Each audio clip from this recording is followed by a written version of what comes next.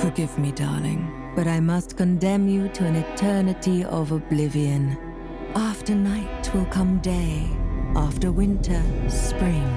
But the truth will remain unchanged. A man is a predictable, short-lived creature, and therefore a weak one. Certainly you can come up with many excuses to justify what you're about to do. Whether it's jealousy, boredom, or arrogance, whatever pushes you to take the decisive step, from this very moment, you will never be free of fear.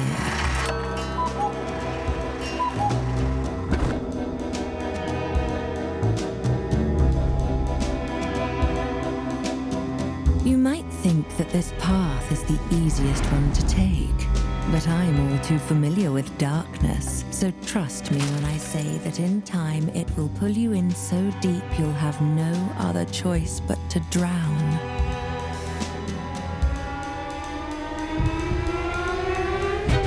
You have made your decision, and you will pay for it. Only time will tell if it's already too late for you, Vincent. The question is, what happens next?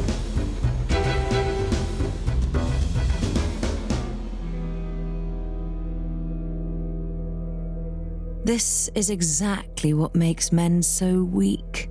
In their fleeting vanity, they always seem to fight the wrong demons. Tell me, is this all just a game to you, a source of amusement? Or have you perhaps chosen this path out of necessity?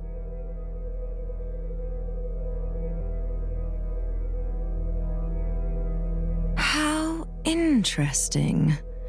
Whatever it is you seek, I hope it was worth it, assuming you even had a purpose to begin with. Oh, darling, your thoughts are yet unfledged, but then so are you. Before we finally begin, let me ask you this.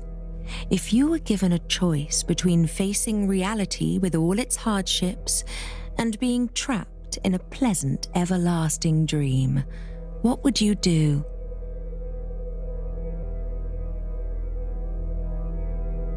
Well, then so it shall be.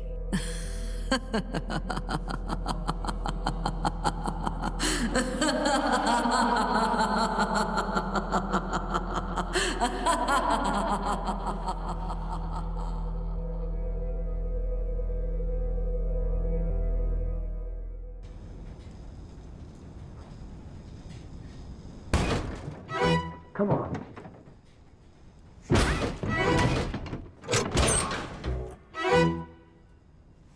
What the?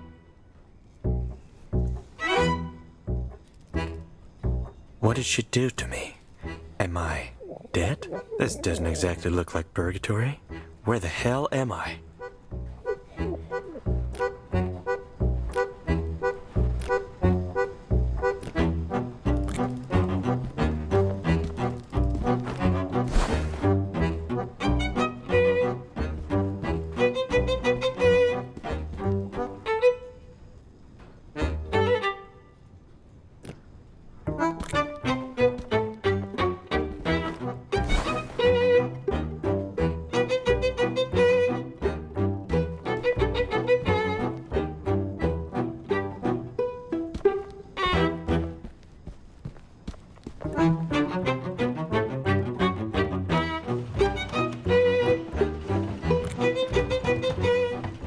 Is anyone there? Hello? Thank goodness. I thought I would die here. Can you let me out of this bloody thing? Yeah, but it won't open without a key. Oh, that's just marvelous. This cuckoo bastard really meant it when he said he wanted to get rid of me. Can you get the key from him, pretty please? He should be somewhere near, working on this blasted machine of his. I don't get any of it. Where am I? And what's going on? You are new here, right? I have all the answers you need, and more importantly, I know how to get out of here. But you'll have to let me out first. Fine, I'll get you out. Yes, thank you. This lunatic should be somewhere around here. You'll easily recognize him. Look for a huge machine made out of junk, but be careful. He's nuts.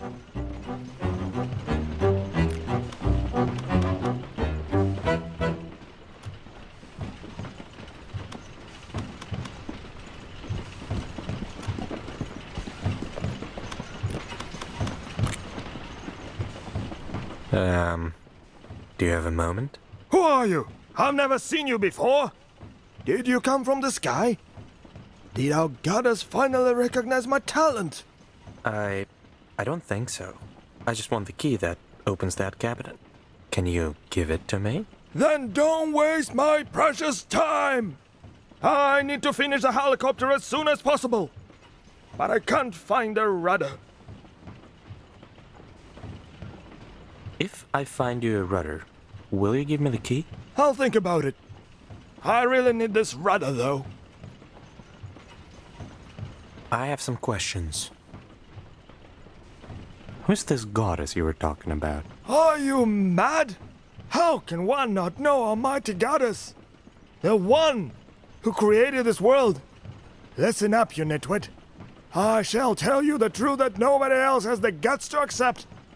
Our madam created this world to test our resolve and choose the most worthy of us to stay by her side and roam the earth for eternity. You'll hear people calling her the witch, but that just proves their narrow-mindedness. Why are you building a helicopter? Rumor has it, our madam lives in a castle in the skies above. And that's exactly where I'm going to fly after my helicopter is finished. Once I prove myself worthy of her time, I shall become her obedient servant. Do you have any idea how noble my cause is? Oh, of course you don't. You're just an uneducated brat. Now get lost. I'll get going. Off you go. She couldn't have been an actual witch, right? Maybe she dosed me with some weird stuff, and this is all just a hallucination. At this point, I sure hope it is.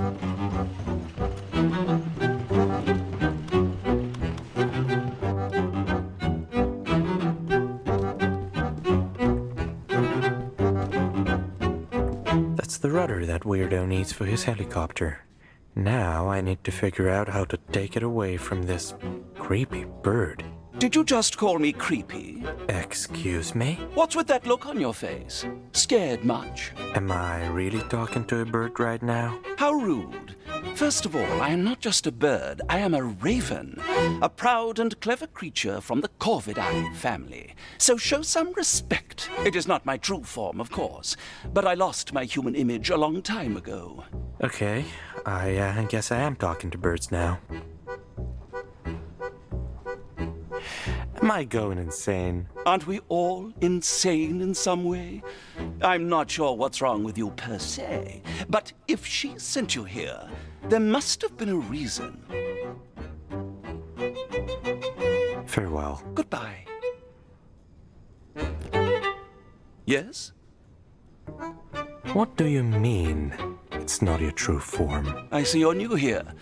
This world slowly changes everyone who ends up here, one way or another.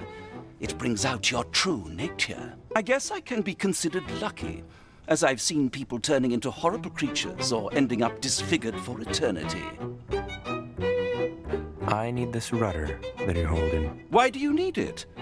Oh, you're going to give it back to that uncultured fanatic, aren't you? I won't give it to you.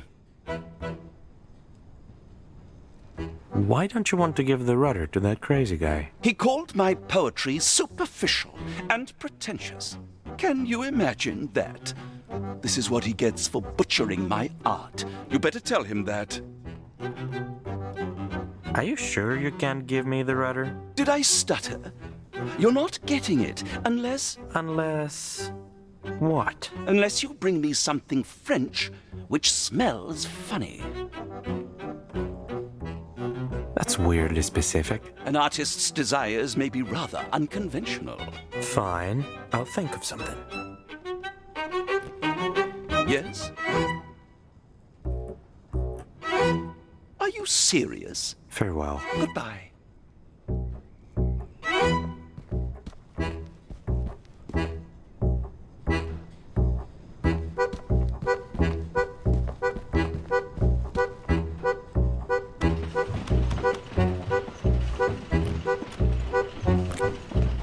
I'm still here. Hey, can you help me with something? Does it involve getting me out of captivity? Yes, actually. I need you to make some noise to distract that crazy guy so I can steal his cheese. I don't see how stealing his cheese has anything to do with my escape, but I guess I have no other choice but to trust you. Have you tried talking to him first? I don't think that's a good idea.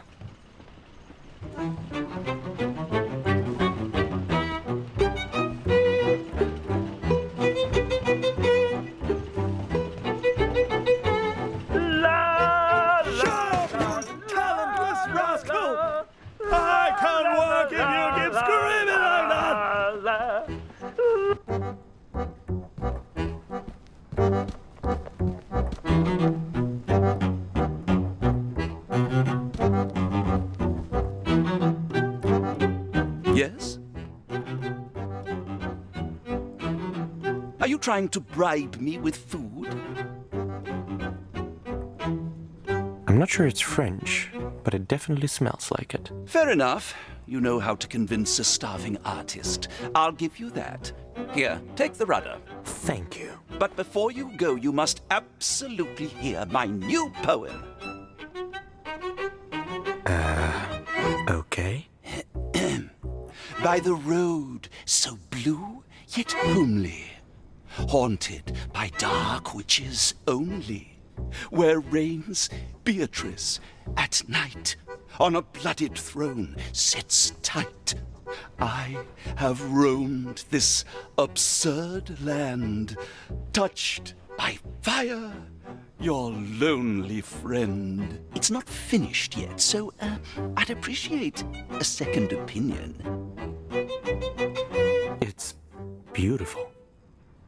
And I mean it. Finally, I knew you were a man of culture. I wish you luck on your journey, my friend.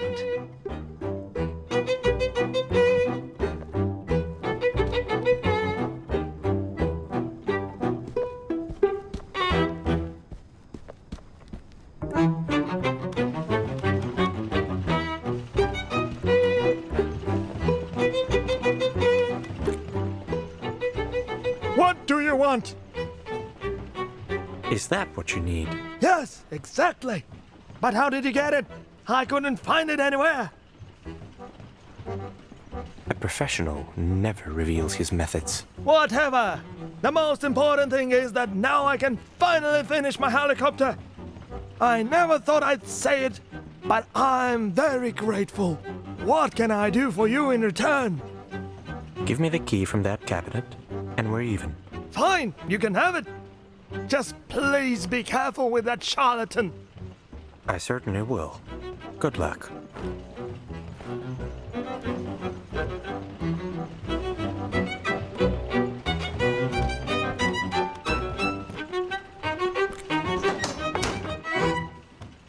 Free at last.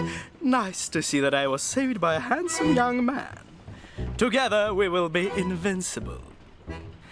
By the way, I'm Nikolai, but you can call me Nick. And you are? Vincent. All right, Vincent. Shall we start?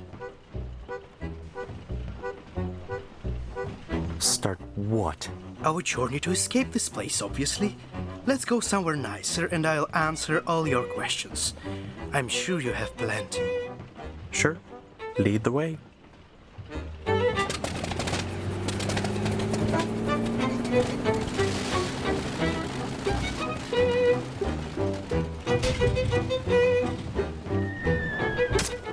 How convenient. I hope he didn't need that.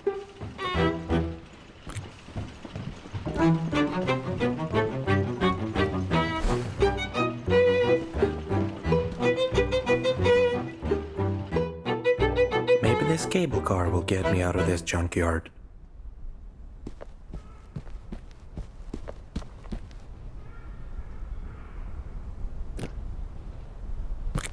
Let's get out of here.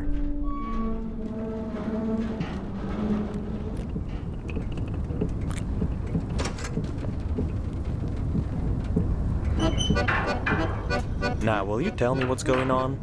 I'll try to keep it short. You did something to upset Beatrice, didn't you? Well, the thing is that she's an ancient and powerful witch. So she sent you here, to a place where she throws away stuff she doesn't need, or people she can't stand. It exists in some kind of a weird loophole or whatever, so nobody can get in or get out of here themselves. Also, time works differently here, so nobody ever dies. At least not physically, if you know what I mean. So, people don't age here. It's just your soul that gets wrinkled, not your face. That's not too bad.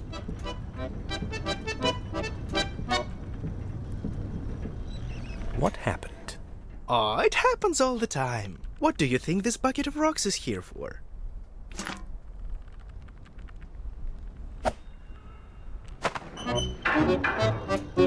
The thing is, this place brings out the worst in people, and when they give in to their vices, which we all have plenty of, they begin to transform in different ways. Yeah, I already talked to a bird. Is this why you have ghost legs? Bingo! Some of us get used to the changes, but I don't fancy becoming an actual ghost at all.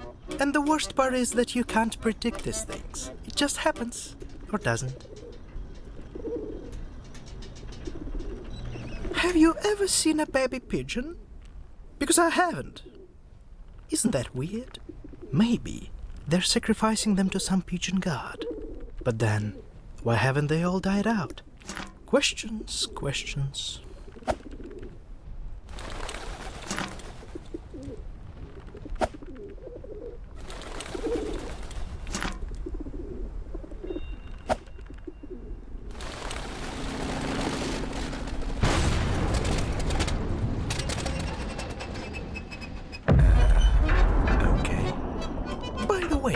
What did you do to piss off Beatrice? I tried to steal some fancy necklace from her. Thought she was just a lonely crone with a fortune, not an actual witch. Why would you do that? I'm a thief. That's what I do. Well, you better not steal anything here. Don't forget what I told you about this world bringing out the worst in people.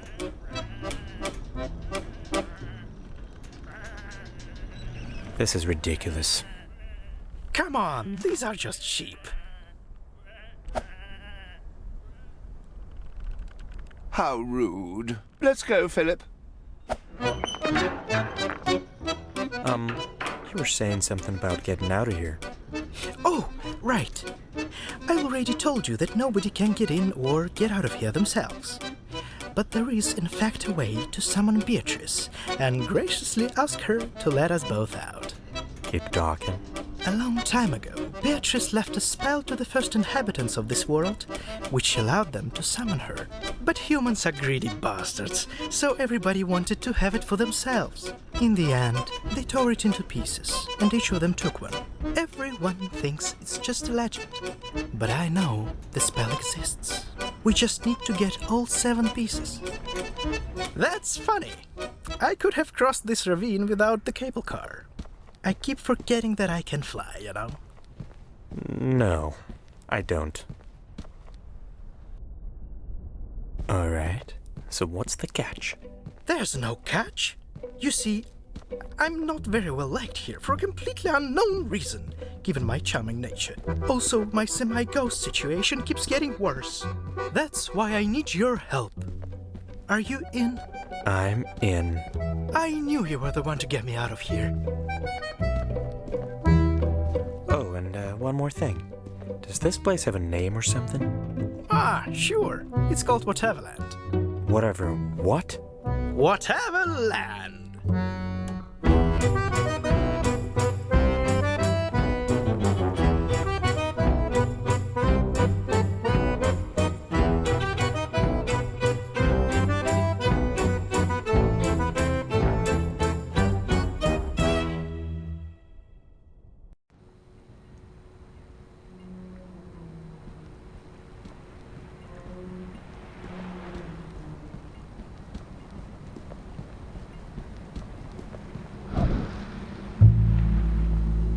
Did he just... Yeah, He did. We should help him. Sure. Why not? His shack is right under the bridge. Ah, my dear Francois, when are you going to give up trying? I still can't believe he jumped like it was nothing.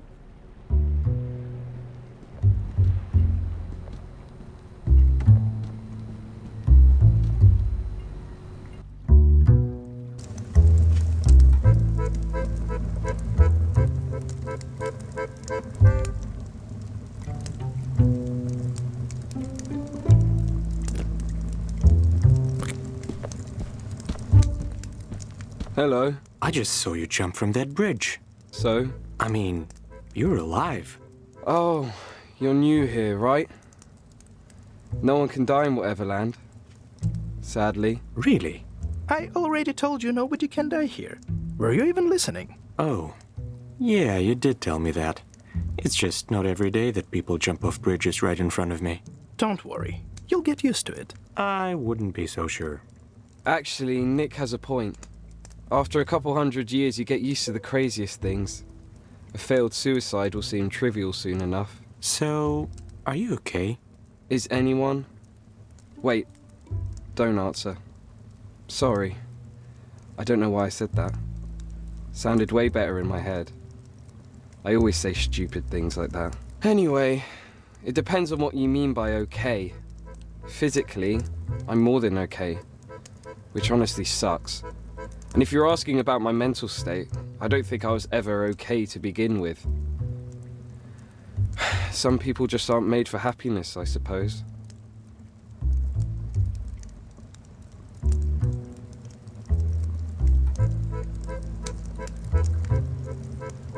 I know what you mean. I hope you find something worth living for. Do you? I don't know whether I should feel happy about someone understanding what I'm talking about, or sad that you had to go through something like that. I'm very bad with words. Sorry. I'm sorry. I'd like to be alone if you don't mind. Sure. Take care.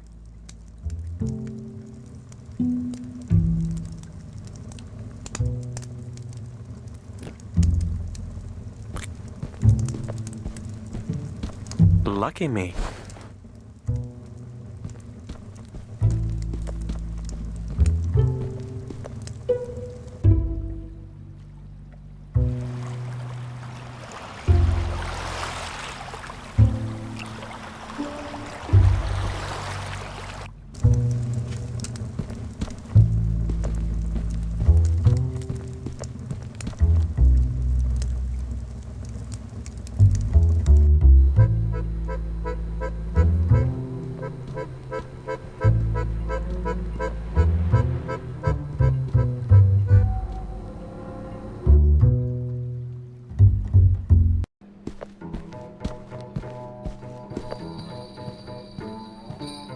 Nick, there you are.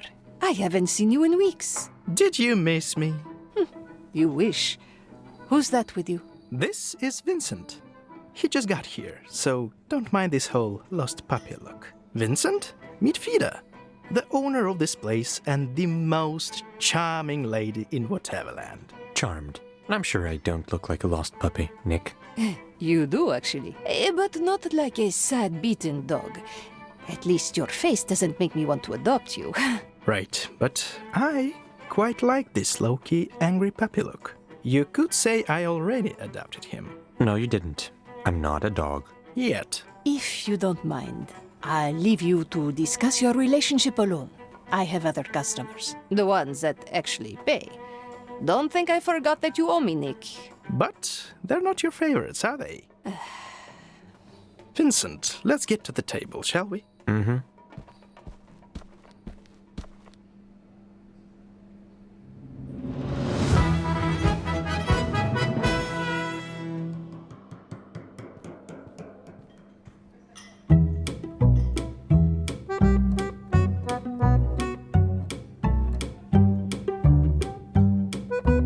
Lucky you!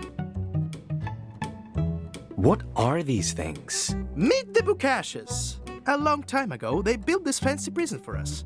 But we're friends now. Alright, but why are they on my table? They've chosen you. Have chosen me. You heard me. They are your team now. Judging by the look on your face, you're not a teamwork kind of guy, but don't fret. They're professionals. Professionals at what? At playing Bell and Bones, obviously. You could say that it's a game we play here. But it's not just a game. It's an essential part of any Whateverlander's daily existence. Here, let me show you.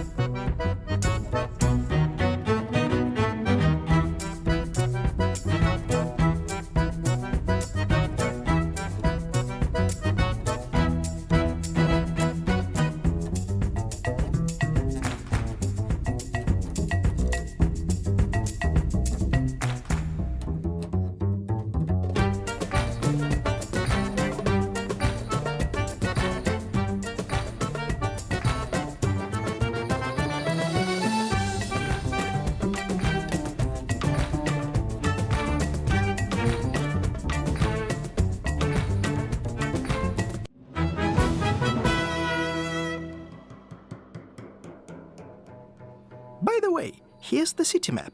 You certainly need it more than I do. But how are we going to find the pieces of that spell you mentioned? Easy! There are 7 pieces total. So, we need to convince 7, or rather 8 people to give their piece to us. That's it. And you know who these people are? Vincent, who do you think I am? I wouldn't have asked for your help if I didn't know where to look. Let's see. We have Van, the twins, Umaru-san, Alan, Oswald, Lewis, and of course, Ernest. I marked the places where they usually hang out on your map. What can you tell me about Van? Oh, he's a handful. A bored Russian aristocrat who is so lazy that he cannot even scratch his noble nose. I'm sure you will love him. Oh, definitely. So who are the twins, exactly? Lily and Rose are a weird duo.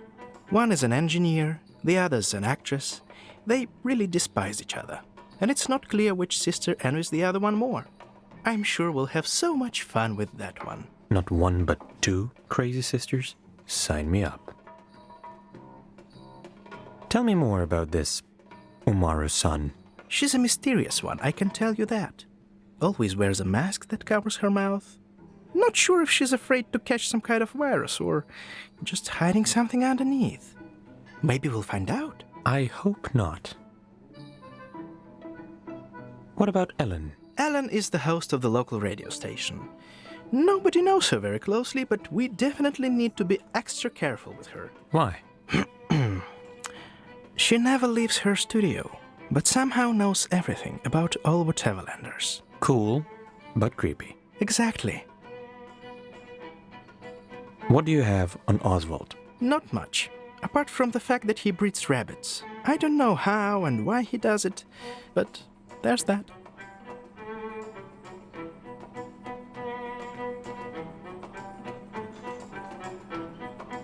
Do you know anything about Lewis? Well, he's a jazz musician, and the ladies love him. I'm not sure if I admire the guy or hate him for it. Probably both.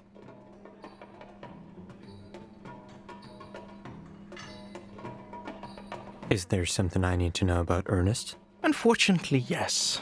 He's going to be the toughest cookie to crack. What's so special about him? Ernest is the ultimate Bell and Bones champion. I don't know if he's really that good or just a crook, but during his time here, he has become very powerful. Think mob boss or a dictator. That's the kind of guy he is. Can't wait to meet him.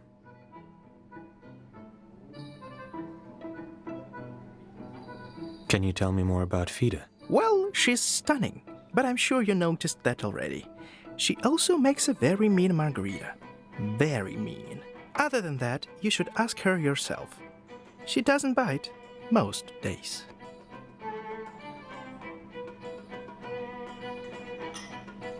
Do you come here often?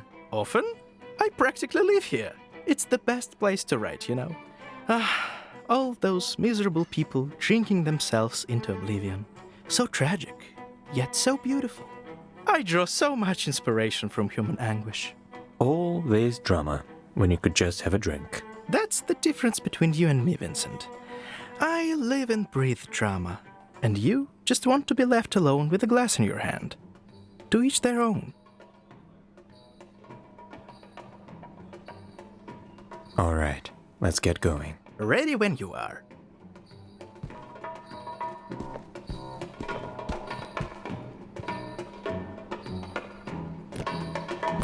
Do you need anything? So, what did you do to Beatrice? Me? Nothing at all. We only met briefly, but she seemed very nice to me. Then why are you here? Because I needed to escape. I called, and she answered. I think I understand. Fortunately for you, I think you don't. But thanks for not prying. How well do you know Nick? Quite well. He can be very annoying, but I know he has a good heart. So, you better be good to him, or I'll make a kebab out of you. Don't worry, he's in good hands. Good. If he ever gets on your nerves, just ignore him. Works like a charm. Besides, I don't think you'd make a good kebab. Too skinny. You two realize that I can hear you, right? And I am not annoying.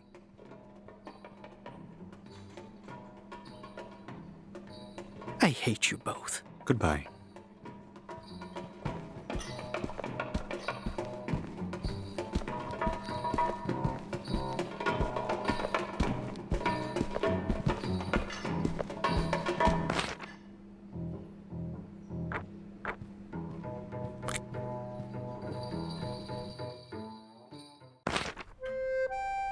Is it just me or is it hot in here? Is it?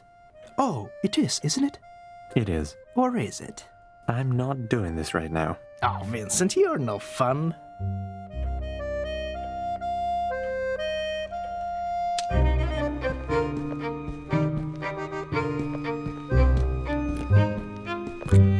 Oh, thank God you're finally here. Here to do what exactly? To fix the ventilation system, of course, and you better hurry. Can't you see I'm suffocating here? That's definitely not why I'm here. Plus, I know nothing about ventilation systems, so... Oh dear, have I been cursed? What did I do to deserve this never-ending suffering? Does the universe want me to drown in sweat or boil like a pig in a pan? Can't you fix it yourself? Are you out of your mind? These delicate hands were not made for plebeian labor. Zachary was supposed to do it, but he betrayed me in my most vulnerable moment. And it's hot in here, so very hot. The ventilation would be fixed already if you stopped whining for a second and got your royal ass off the couch. Have you come here just to torment me? If that's the case, then save your breath. I haven't stood up in decades, and I'm not planning to anytime soon. I'm perfectly fine where I am. But thank you for calling my ass royal. Of that I quite agree. And who's Zachary? He used to be my loyal servant. His family's been working for mine for generations, but he turned out to be a filthy traitor, leaving me helpless in this heat. Well, not actually leaving. He's probably in the kitchen. Maybe he just doesn't want to be a servant anymore. Or maybe he's just an ungrateful peasant with a destructive gambling addiction. But what do I know? Gambling addiction? Oh, yes, and a nasty one at that. He even lost my father's watch to some dirty fisherman. That was before we got trapped here. Zachary used to play cards then, and now he's crazy about this B&B game. Gambling should be considered a deadly sin of its own, I swear. That sounds... serious. Because it is. Thankfully, I hid all the valuables he hadn't got his hands on yet. I sometimes marvel at my own cleverness. And, where did you hide it? Nice try, young man. Well, I had to try. How long has the ventilation been broken? Let's see, 15, 18... It's been about 27 years. This is pure torture. Even Dante couldn't have imagined a circle of hell as dreadful as this. You know, the Divine Comedy actually said something about being stuck in a flaming tomb, guarded by the Furies. Nikolai, are you suggesting I haven't read Dante? I mean, you'd be quite right, but now that you mention furries, I'm quite curious. Perhaps I should read it if I don't drown in my own sweat sooner.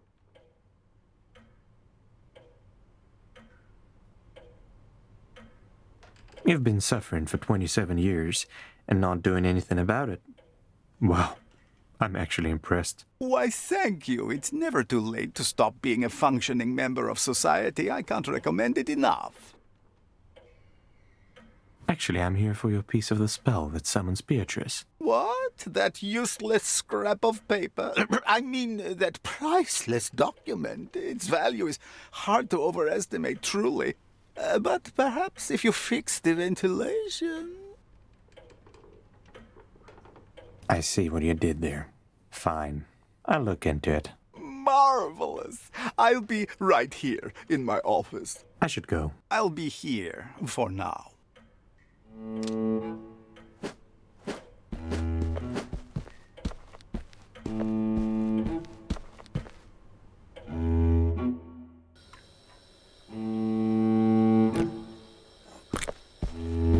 Who's the cutest rabbit?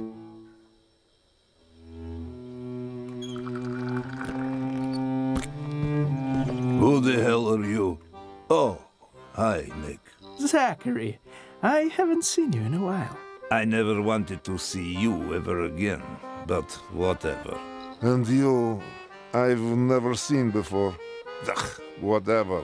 I don't really care who you are. What do you want? I have to fix your ventilation system, so your master gives me his piece of the spell. Any idea how I can do that? Just head to the attic. The vent is up there. I haven't touched it in years, so hopefully it is not rotten. Also, if you see Pipsqueak, don't freak out. Tell him I said hi. And for the record, he's not my master. Not anymore. Got it. Let's hope it's fixable. Could be. Could be not.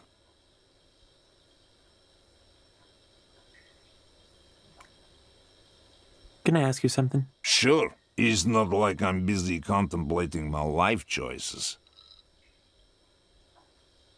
Why haven't you just fixed the vent yourself? There's no way I'm doing anything to please that lazy fat ass ever again.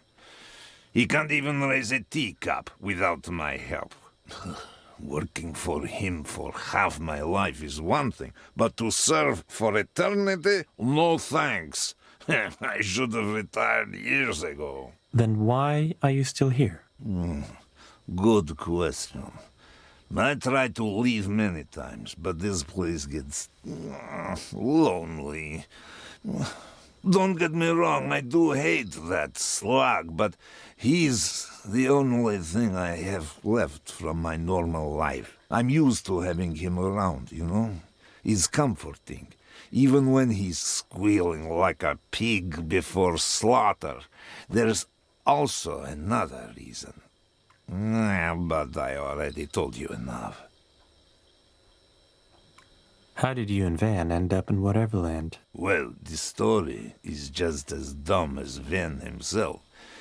In short, he was in love with some lord's daughter. Like, really in love.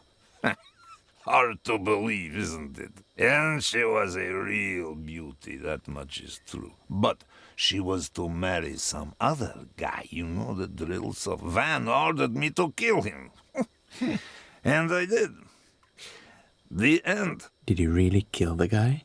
Yes, with a teaspoon. Oh, goodbye. Fine, whatever.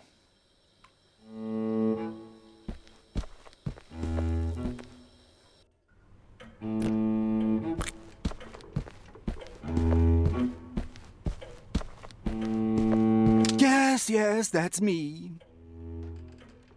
Did you really make Zachary into a murderer? You make it sound so dramatic. That monsieur was practically dead already. What do you mean? I mean he was 94 years old. Zachary was supposed to poison his dessert, but the poor bastard choked on a teaspoon before even tasting our signature creme brulee. Too bad Beatrice was craving sugar that night.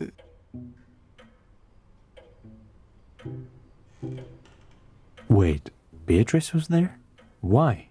She was treating the son of one of the Grand Duchesses. I can't remember his name. He was a polite boy, but so very fragile. I don't know what happened to him after Beatrice left. Nothing good, I presume. What a pathetic reason for getting trapped here. I heard rumors about what happened to my country shortly after we vanished. Now I'd choose Whateverland over it any day, so joke's on them. The only thing I regret is not having my sweet Alexandra here with me.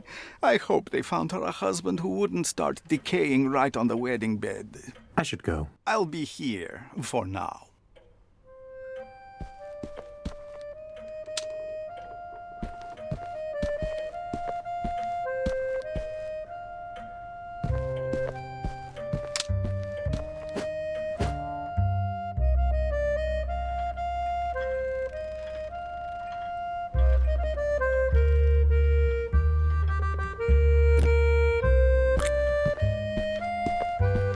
Why do cats love these so much?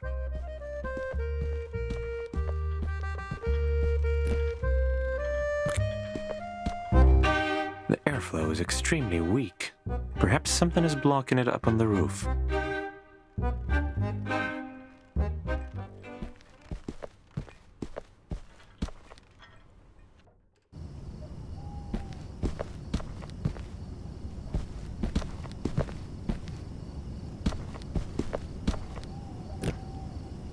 Squeak, squeak. Do you expect me to play along? Maybe.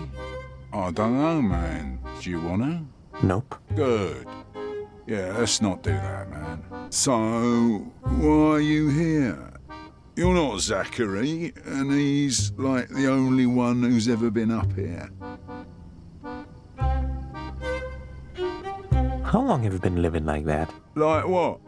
A free mouse, living his best life? Yeah, man, it's been a while. Wouldn't trade it for anything. What? You don't miss your old life? No, man, not at all. There, I had nothing, but here, I have everything I need. Being a mouse is a small price to pay. Plus, I'm way cuter now, so, you know.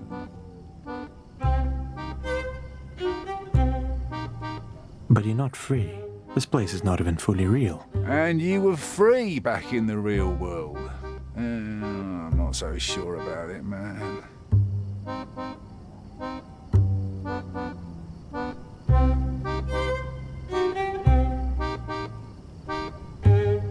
Now that I think of it, I probably wasn't. No. See? Huh? Freedom is relative, man. But for me, Whateverland is the place to be. Back there, I was nothing but a burden. First to my parents, then to my girlfriend, and after that was over, even to myself. Here, I feel freer than ever before. Zachary says hi. Oh, man, I miss that grumpy little dude.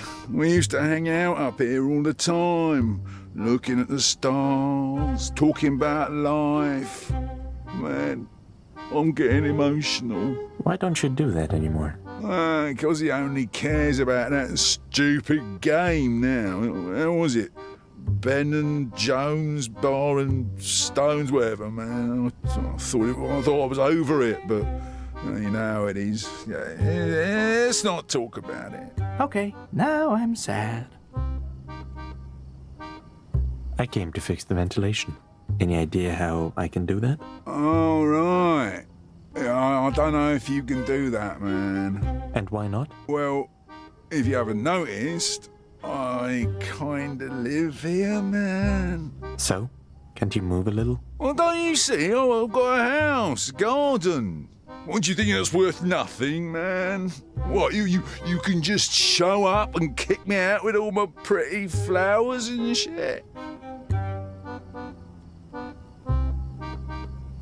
Come on, Pep. Of course I didn't mean it like that. I'm sure we can find another way. Yeah, man, there is a way. Back when Zachary was still his old self, he was making some kind of an air vent for me. I guess it could still be in his room. That could work. I'll get going. See you, man.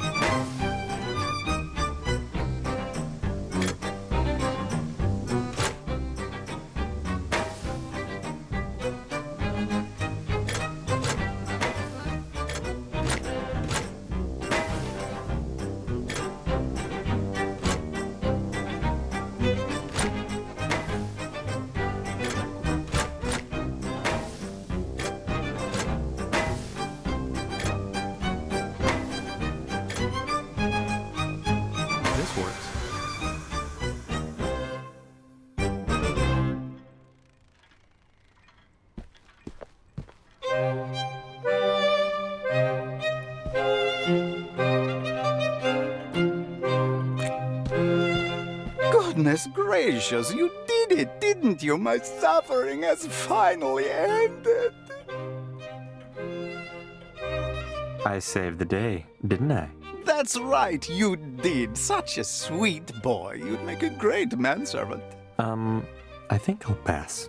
What about the spell then? Oh, yes. As a reward for saving my priceless life, I bestow upon you, mysterious stranger with nice eyebrows, this meaningless piece of paper that I have had lying around for decades. Amen.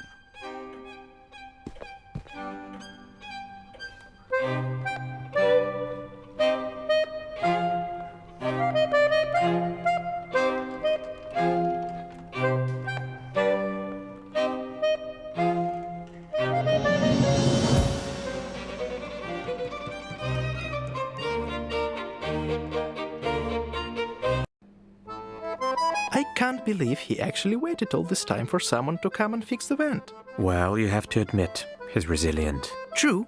It takes a certain kind of insanity to stay in one place for I don't even know how long. So, how about another drink? There'll be time for that once we get out of here. I could remind you that we have all the time in the world at our disposal, but I have wandered through the forest for a while. It's quite bleak, if I'm honest. Not my style. In these woods, I searched for greatness to no luck. Good thing, then, that I'm relentless. As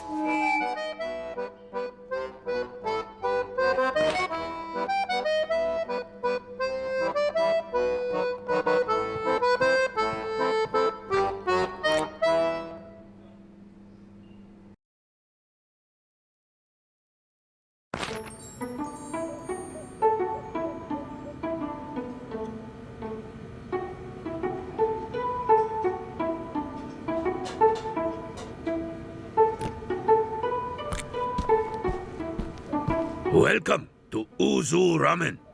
What can I get you? I'd like some ramen, please. Sure. What do you have for me? What do you mean? Is this your first day or something? Listen, there's no money here in Whateverland. So we trade stuff to get other stuff. If I like your offer, then we have a deal. Nick should have told you. Yeah, you should have. Oh, please don't give me that look. The opportunity just didn't present itself, you know? Well, now you know. Better late than never. Do you know that woman wearing a mask? Do you mean Umaru-san? I wish I didn't. But she comes here every day. I've never heard a single good word from her about my food. And yet, she keeps ordering.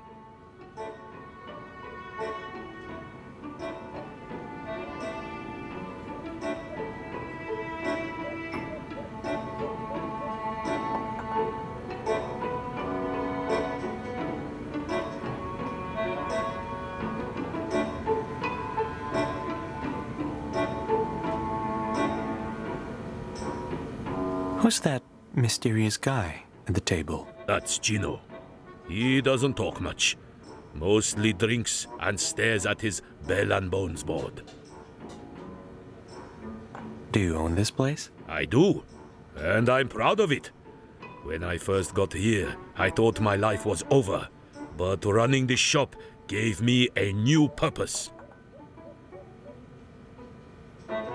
Good for you. I imagine it's a lot harder to find meaning in a life that's infinite. Not for me.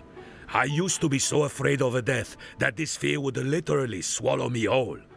But there's no death to fear anymore. Goodbye. Be careful out there. Hey, do I know you? You look familiar. Familiar how? You have the exact same nose as my neighbor Quentin. It was very strange. Used to talk about some moving pictures all the time. He was a little crazy, you see. Probably a drunk, but at least not the raging kind. More of a choir. Wow. I look like a lunatic who's also a drunk. Isn't that great? Well, at least he was a handsome lunatic. Actually, that does make it better, yes. All right. So, what do you want from me? What can you recommend on the menu? Nothing. Really?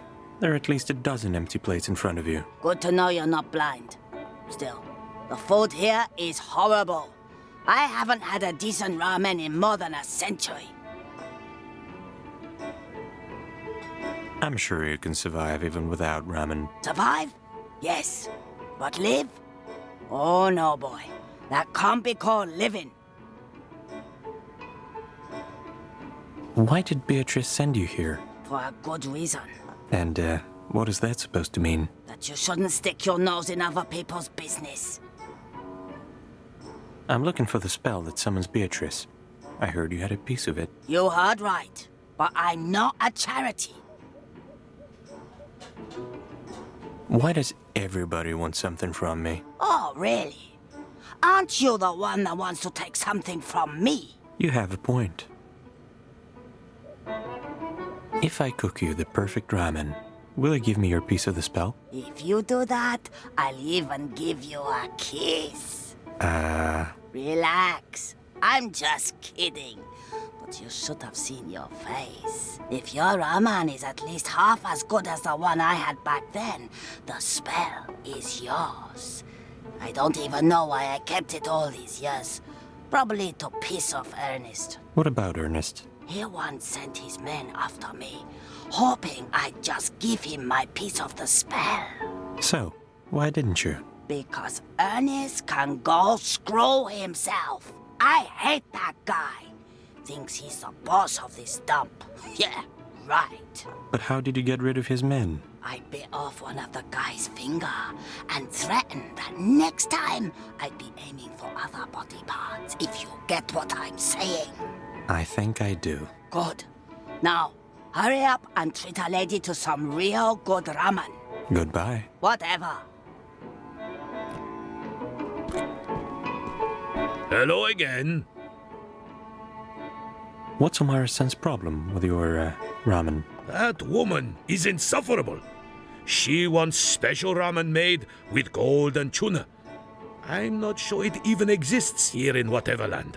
But even if it did, I'd never make it for her. Why not? Because who puts tuna in ramen, even if it's golden? Actually, I'd try that. Of course you would. Feel free to use my kitchen if you decide to make that weird tuna ramen for her. The recipe should be near the stove. Oh, and don't put any kind of alcohol in it, or she'll pass out. Got it. Thanks for the help. I'm just curious to see what's going to happen. Do you have any idea where I can find that special golden tuna? Try asking Santiago at the market. He is the local fisherman, so if anyone can help you, it's him. Goodbye. Be careful out there.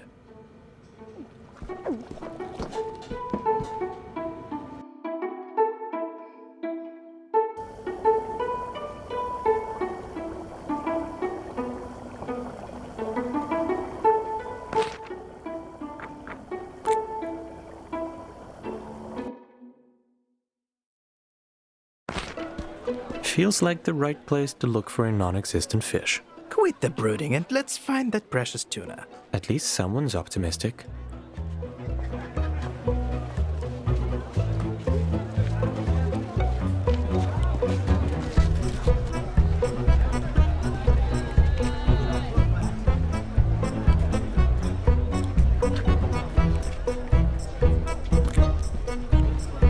I'll find a use for you.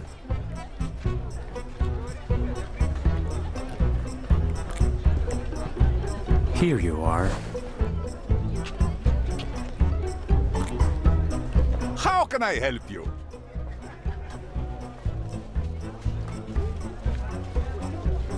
Is this really the only fish store in Whateverland? It is, but that doesn't mean it's not the best. Tell me, young man, have you ever put your whole soul into something that may never be fully appreciated by others? Not really, no. Well, then I am not surprised by your skepticism.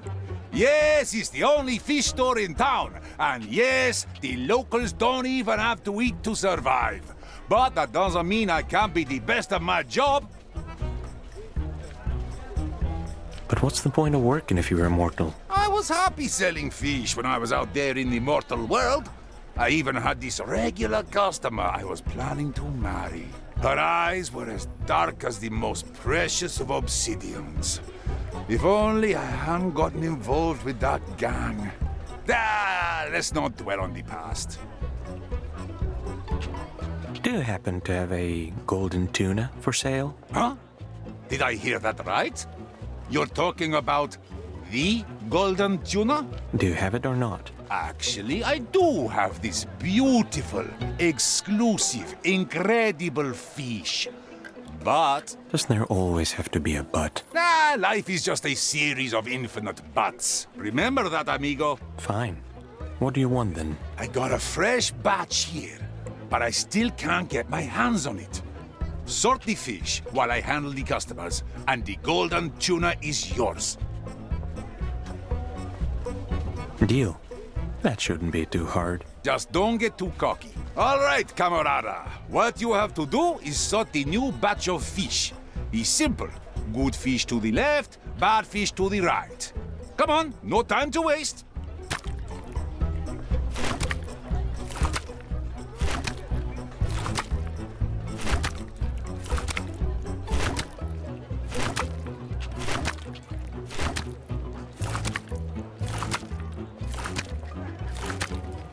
bad, camarada. But the next batch is a little different. If you see a fish with red fins, put it to the left, even if it looks rotten. Sounds strange, I know, but that's kind of a weird delicacy we have here. Tastes like a first kiss. Nasty, but unforgettable.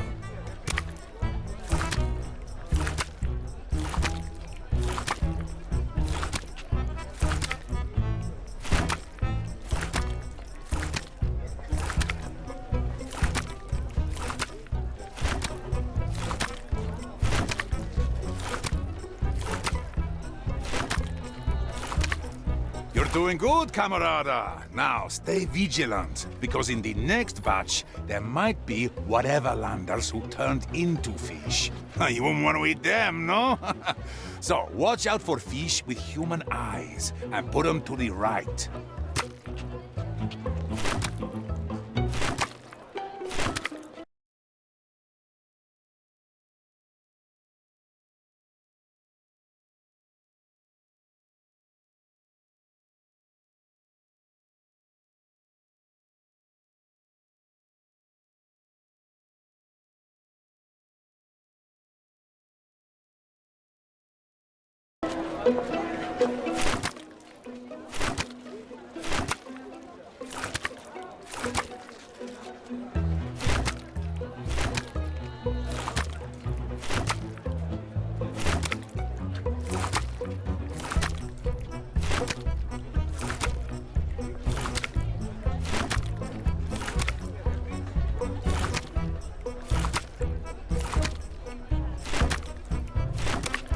Tired already?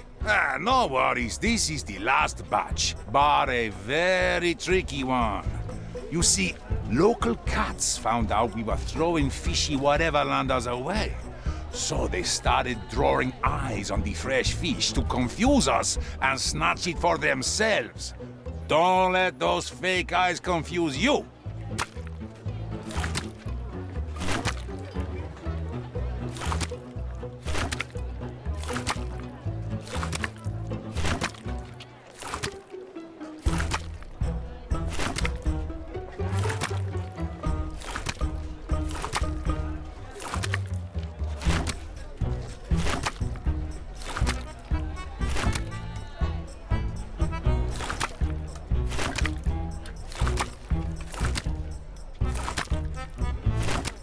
Beautiful! All the fish is in the right place, thanks to you, camarada. Here's your golden tuna, just as I promised.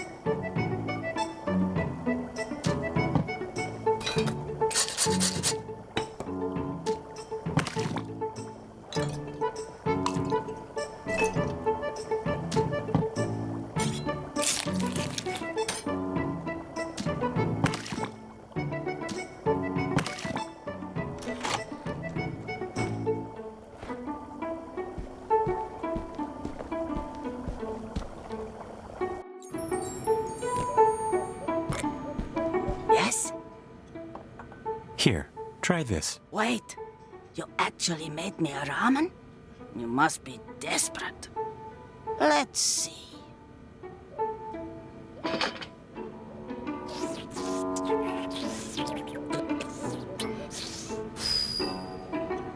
It's not bad. Not bad at all, actually. The tuna is melting in my mouth like fresh butter. Reminds me of the good old days. You managed to impress me. I'll give you that. Here, the spell is yours. Thank you. By the way, your taste is really weird. Ha! You think I don't know that? Now, get out of my face before I force you to make me another bowl.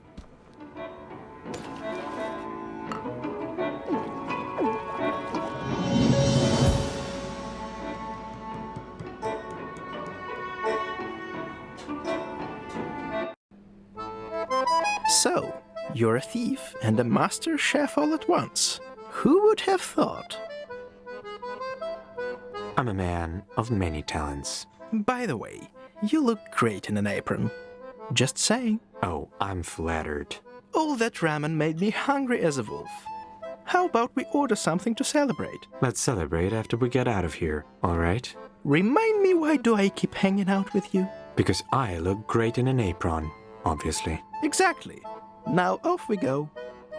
Her bones so fine and brittle, it barely took an hour, as tender flesh grew sweeter and blood was getting sour. Her eyes, so blue and clever, got dark and filled with fear. Tear her apart, could never, too salty from the tears.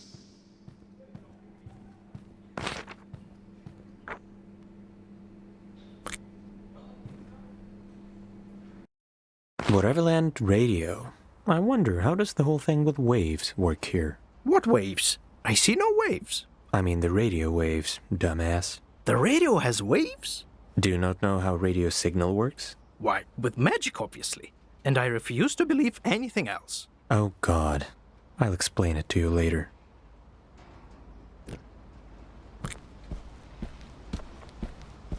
Lucky me.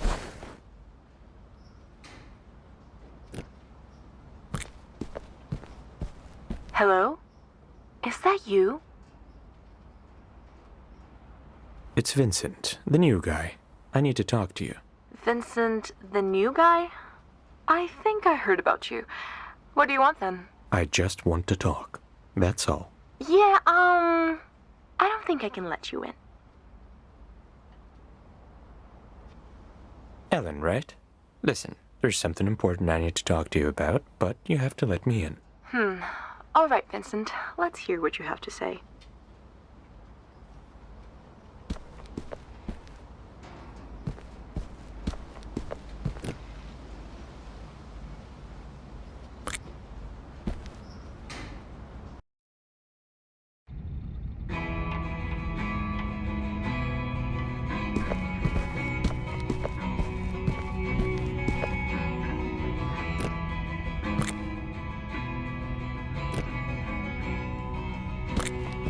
Before you say anything else, please tell me you're an expert at fixing radio towers. Sorry to disappoint, but no, I'm not. That means I'm totally, irrevocably screwed. Whatever. I'm Ellen Ein, the proud host of the only radio station here in Whateverland. Charmed. Well, of course you are. Before you start talking about why you're here and all that, I have a question to ask. What is it? Can I call you Vinny? You absolutely cannot. Sad, but expected. Can I? Don't you dare. Oh, okay.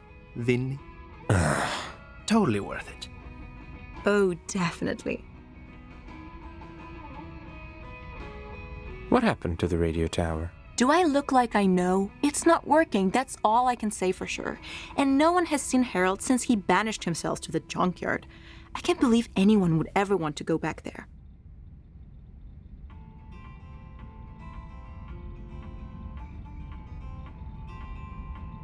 Yeah, it's pretty grim. I know, right? When I first got here, it was nothing but a cold, dark wasteland. No way I'm ever going back there. Besides, he's supposed to help me with the tower, not play with that useless half-rotten toy. I can't imagine why he left. Me too. This is a nightmare. So, what's your story? Oh, you won't ever believe it, so... Wait, Are you trying to sniff out some info so you can blackmail me or use that knowledge for any other selfish purpose, which, just so you know, I totally get, but don't want to give anyone the advantage? I don't think so, no. Promise? Of course. Swear on your mother's grave? How do you know she's... Whatever. Yes, I swear. Awesome. Now, where was I? At the very beginning, I presume. So, before I ended up here, I have been writing for this cute local website. You know, the kind where you can find out what type of sandal you are. Then, all sorts of strange things began to happen in our town. And of course, I had to investigate. After all, how else was I supposed to get promoted? Susan has always hated me. She was such a... Ellen. Right. So, all the cats in town suddenly disappeared. Weird, huh? And not only did they disappear, each one of them left a farewell note to their owner. A note from a cat. Unbelievable. Yes! Sadly, that was the most exciting part. As soon as I started making progress, Beatrice got me. Guess she wasn't happy about those little articles of mine. She sent you here just because you were investigating her. That's a bit too harsh. Everyone is afraid of the truth, Vincent. Even witches? Especially them. Your accent seems off. Let me ask you something. Are you familiar with the Golden Rule? Nope, not really. Never question a girl's accent. Do people really listen to the radio in this place? Does that surprise you? Most people here are lonely, and the only thing keeping them from giving into despair is listening to my beautiful voice every day for the rest of eternity. At least that's how I like to think about it. So you're the only journalist here? I wouldn't call it journalism. I'm more of an entertainer, you know? Sure, I talk about everything that happens in town, Bell and Bones tournaments, Eddie's poetry nights, Ernest and his crew being annoying per usual, things like that. But mostly I just talk. Now that I think of it, you could compare my job to that of a therapist. But better, obviously. I'm looking for the pieces of the spell that summons Beatrice. Nick mentioned you had one of those. And he's totally right, I do. It's just, I don't get why would anyone want to summon that old hag. The only good thing that she ever gave us were the book ashes. These guys are cute, but that's it. Other than that, she's completely useless. We want to get out of here. As simple as that. Do you really believe she'll let you out? A pigeon is more likely to fly out of Nick's ass than for anyone to get out of Whateverland. I'd look at that. Hey, that would be most inconvenient. Come on, guys, you have to be realistic. Anyway, I would love to give it to you, I really would. But desperate times call for desperate measures, so... Let me guess. I'll have to fix the radio tower for you first, right? Bingo! Don't get me wrong, I really don't want to take advantage of the situation. But that's how it works in Whateverland. You scratch my back, I'll scratch yours. Fine, I'll look at it. But let's skip the scratching part. Brilliant. I knew you wouldn't abandon a woman in need of some brute force. Or whatever it is that can fix that thing. I'll look around. Sure, just don't touch anything.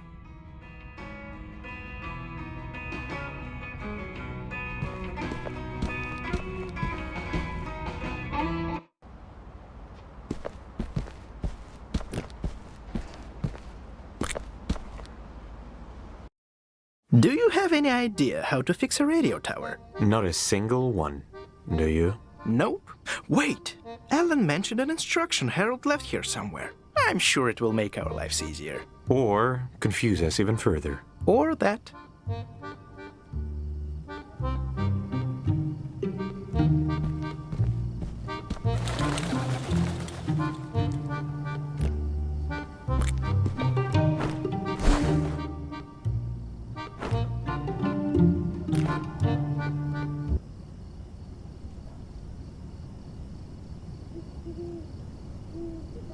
Listen up, Missy. There is a control center below the main antenna, and that manages all the antennas in the city. The network is old and rubbish. So if one of the antennas fails, or if some idiot moves it even a tiny bit, the whole chain will be interrupted. If that happens, you'll have to restore the chain.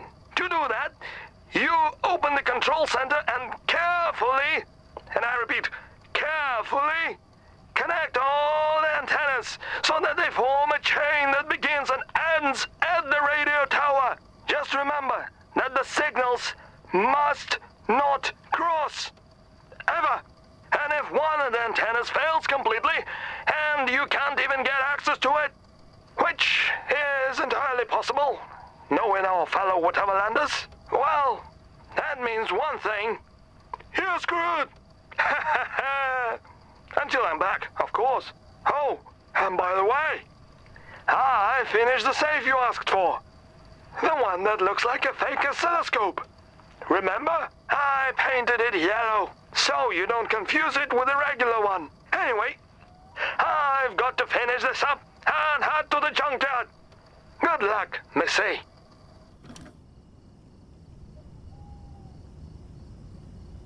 Stay with me or leave me be, leaving all behind. Never found my bride or lost my name with which to play. Feeling so alone, lying down bones now. Hold my hand until the end.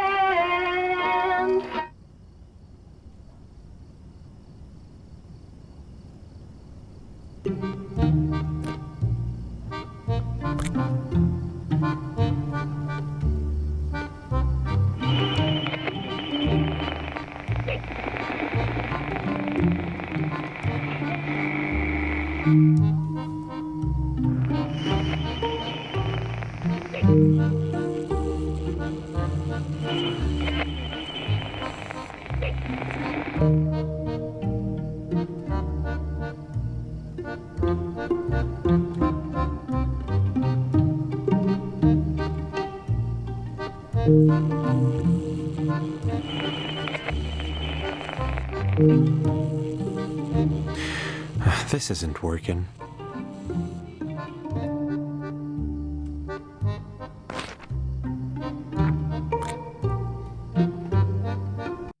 Someone obviously misses sunlight.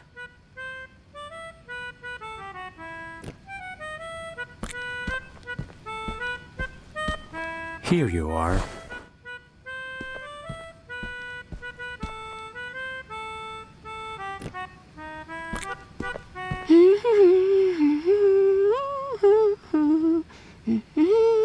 Do you know where I can find Hilda von Elbuck? Well, duh, that's me. And just call me Hilda.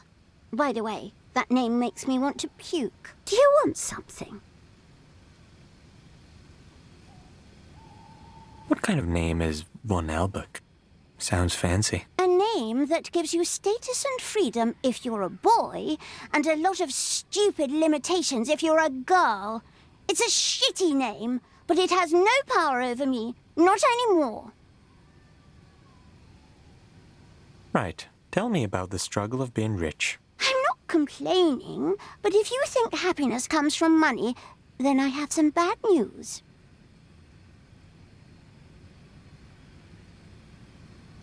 Why are you here? I haven't seen any other kids in Whateverland. Because I'm the only one. And I'm not a kid. I'm 14, you moron. I don't usually talk about how I ended up here. Let's just say I was willing to do anything to get away from my family. I suppose I went a little too far. Still, it's cruel to trap someone so young in a place like this. You think Beatrice is cruel? Look around. Does this look like hell to you? Yes, for some people it's torture, but others are trying to build something here and go on with their lives. At least in Whateverland, I'm finally free. Other stuff is a small price to pay, especially if you're not stupid. Sorry, I didn't mean to get all philosophical. How did you become so good at Bell and Bones? I'm smart, that's all. However, you don't have to be a genius to be good at this game. It's pretty basic. I like to think that I'm smart, but I'm still not that good at it. It's not about what you like to think. It's about what you actually are. Think about that. Is that a satellite dish turned into a giant lamp? Genius, isn't it? There are no sunny days here in Whateverland, and I love the sun, even if it gives me those nasty freckles. Ew. You know a lamp is not the same as the sun, right? No, I'm clearly that stupid. Thanks for enlightening me. Pun intended. I need to fix the radio tower, but that means giving up your sunlight. So you think I'm going to sacrifice my brilliant invention for you to fix the radio tower? Think again. Besides, I'm still not over Ellen giving me that horrible haircut. I had to wear a hat for months. How about a game of bell and bones? If I win, you fix the satellite. All right, old man, but I'll make sure you don't win.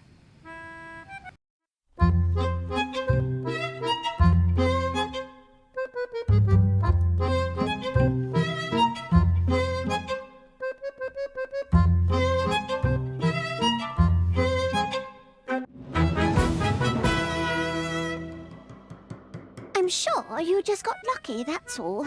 Yeah, definitely.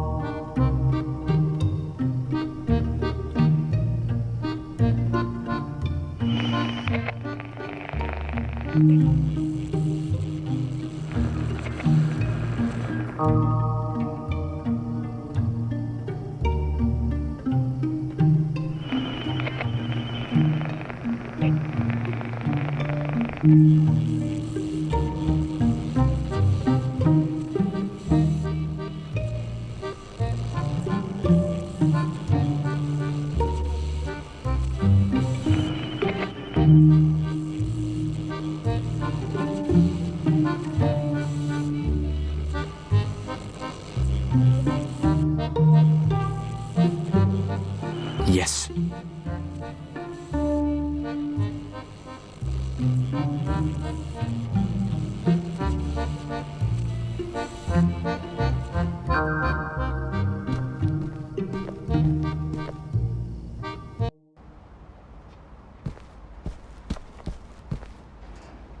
You fixed it! Now I can finally get back to work. I had little hope for you, Vincent. Guess I was wrong. Clearly you were. And I will be forever grateful to both of you. I think you're forgetting something. Sure. Wait a second. Here it is. Tell Beatrice she's a bitch when you see her, okay? I'll think about it.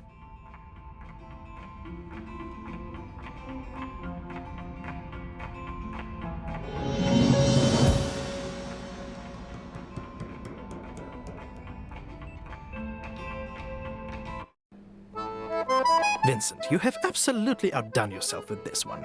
Fix the radio and beat Hilda at Bell and Bones in the meantime. And she's one of the champions, remember? Who knows? Maybe I could become the champion around here. Well, we might as well find out soon. Now let's drink. How many times should I remind you that I don't drink while working? Can't relate. Fine. Then let's go get those pieces. Because that's certainly more exciting than having a little party. I can see why you never succeeded at escaping before. Oh, shut up. Although, you're not wrong. Mirror, mirror on the wall, who's the vilest of them all? If you answer, I shall be the only one you'll want to see. But tell the truth you only must, be it through fear or mere disgust. And never shall we disagree, oh mirror, mirror. Is it me?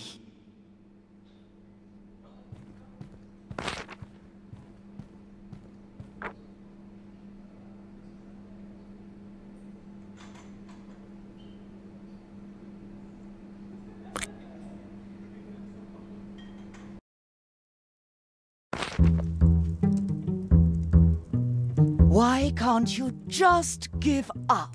If you really expect me to let you paint my side of the living room pink, then you're even more stupid than I thought, sister. But why? You never had any taste anyway. Because it's pink. It's pretty. You know I hate pink. You hate all pretty things. So what? That's not true. You know I'm right. You just can't admit it. I guess liking pretty things also means having a pearl for a brain. Isn't that right, sister? Why do you always have to be so negative? You're ruining my aura. Then go back to your pretty room with your pretty things. You don't get to tell me what to do. As a matter of fact, I am going back to my room, but certainly not because you told me so. I am my own woman. Sure, sweetie. Don't worry your pretty little head. Get that, you petty old bitch! You'll pay for that, sister.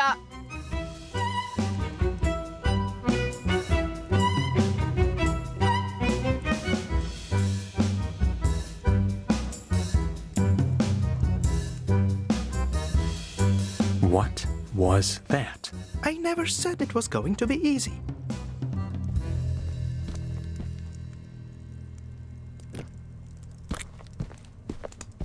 Greetings, gentlemen. May I help you with something? I'm Vincent.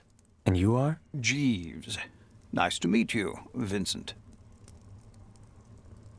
Do they always fight like that? I'm afraid so, but it wasn't always this way. They used to be so close as children. They even created their own special twin language.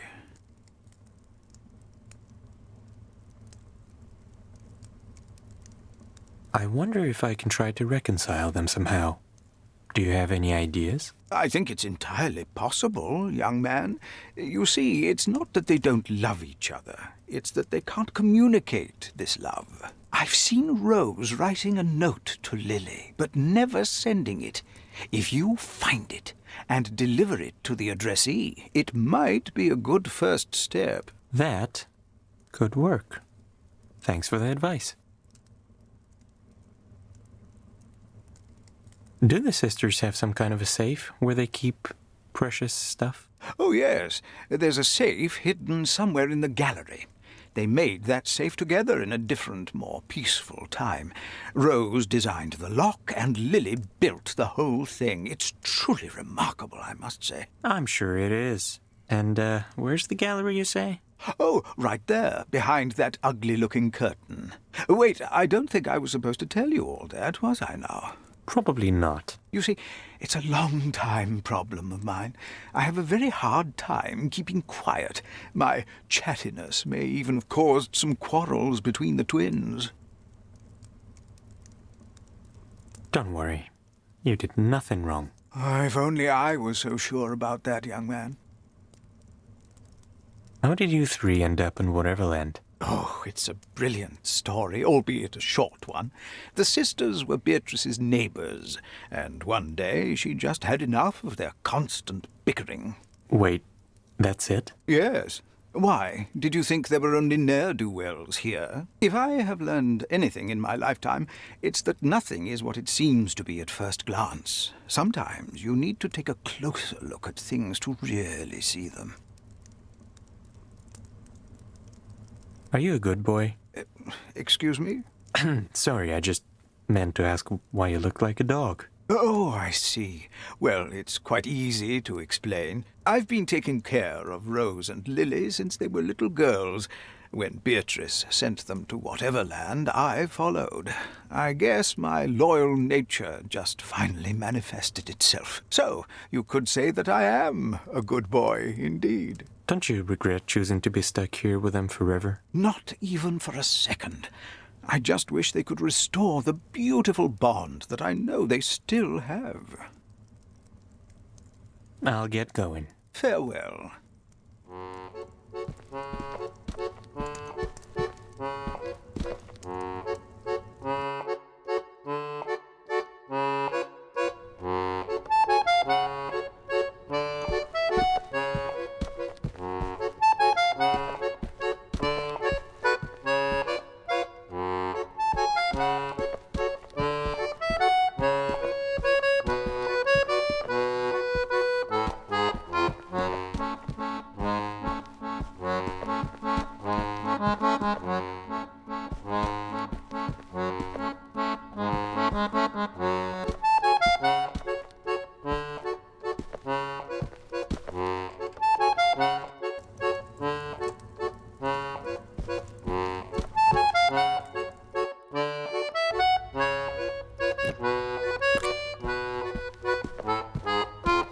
Why do cats love these so much?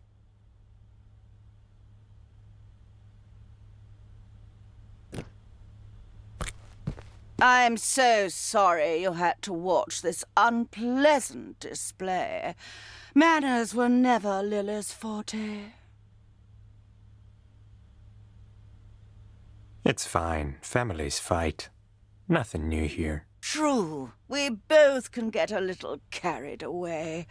I hope it won't affect your impression of a certain half of this household. Now, how can I help you? Jeeves told me about the letter you wrote to Lily. Why didn't you send it? Oh, I've always said that he could never keep his mouth shut. He's just worried about you. That's all. I know. After all, it's his job to take care of us. At least it used to be. He told you the truth.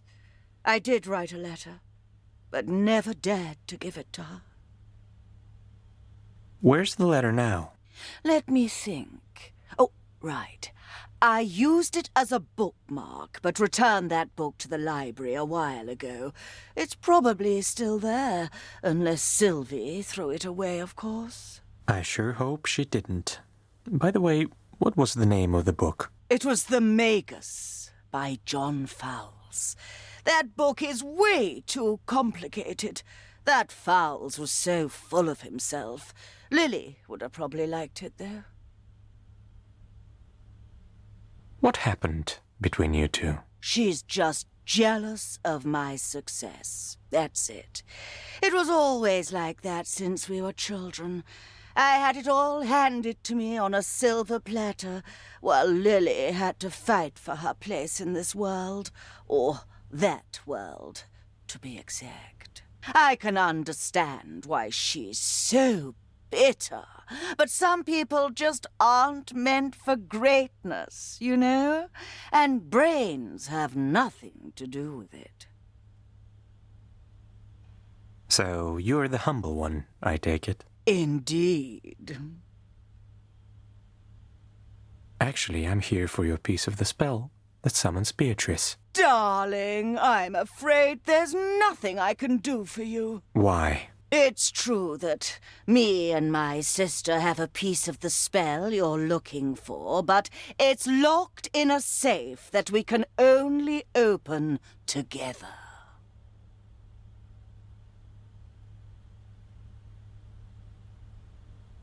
But you can't do that, of course. You're absolutely right, darling.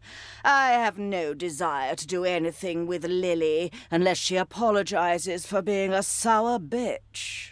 For a second there, I thought it would be easy. Chérie, is anything worthwhile ever easy? I have to go. Such a shame.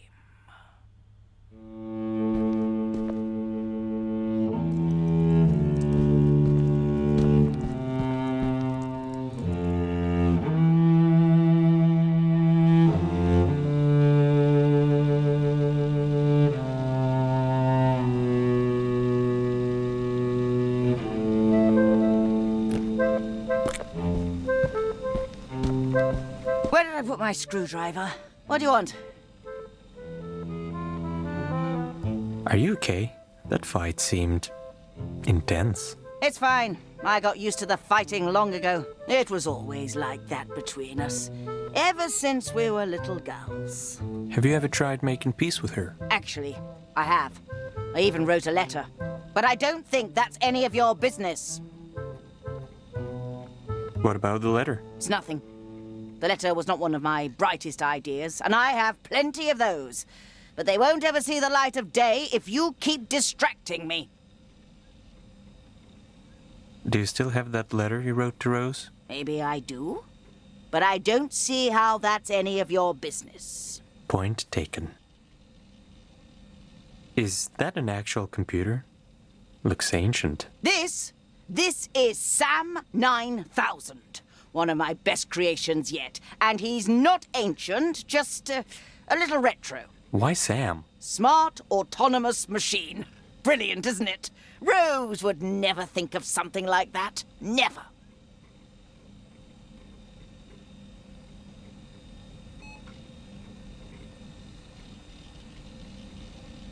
It is quite impressive. I'll give you that. Glad you agree. He's a good boy, and I'm so proud of him. Do you know Harold? You look like you do. Harold? Haven't seen him in a long time. I heard he finally started building his helicopter a while ago. Why do you ask? Have you heard anything from him? Yeah. Helped him finish that thing. Didn't end well. I told him it wasn't going to work. If only he'd shown me his blueprints earlier. Anyway, thanks for helping him out. He rarely gets the attention he deserves. I heard you two have a piece of the spell which summons Beatrice. I really need it. What makes you think I care about what you need? And the fact that you have Nick as a sidekick isn't helping. Come on, Lily, it was ages ago. And your smug face still makes me sick. Whatever he did to you back then, he's a different man now. Exactly. However it is, I don't care. This whole conversation so far has been a waste of time, and I have plenty of work. So, please, see yourselves out.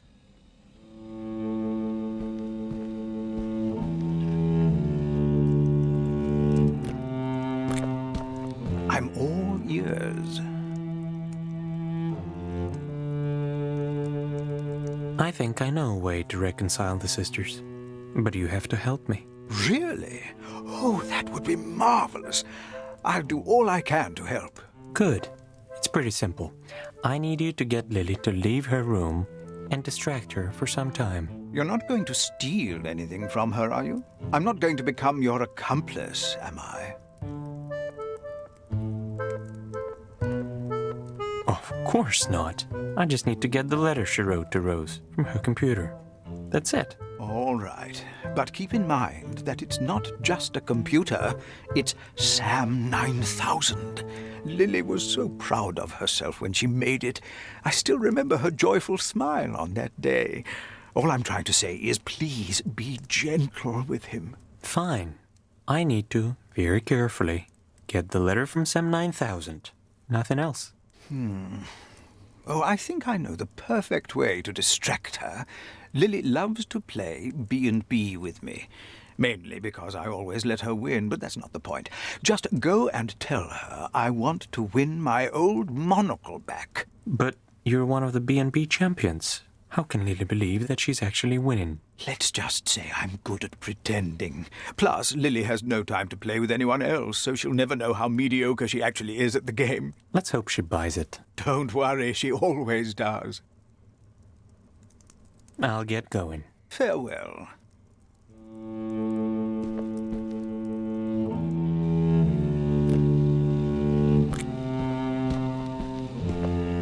What is it? Can't you see I'm busy? Hey, Lily. Jeeves asked me to tell you that he wants to win his old monocle back. Ha! As if it were possible. The old man has never beaten me before. All right, I'll let him try.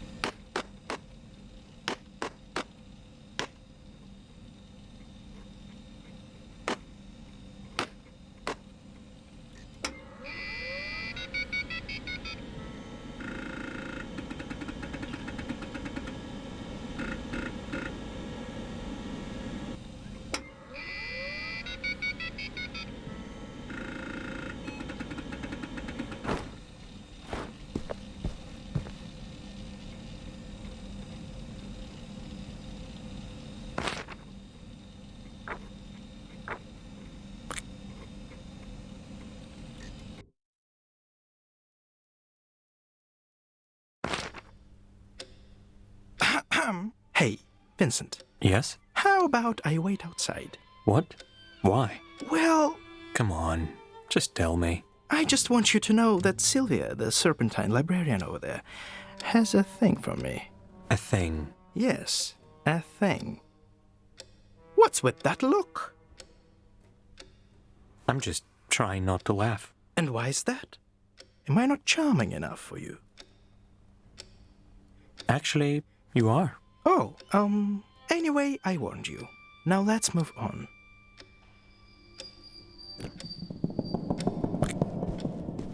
Let's take you home.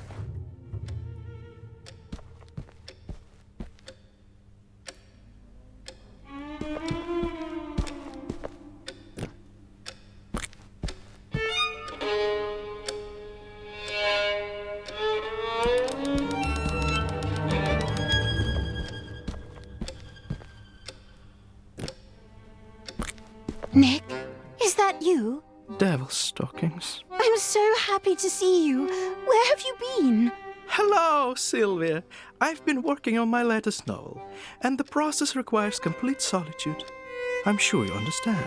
Oh, of course. All geniuses need their privacy. I can't wait to read whatever it is you're writing.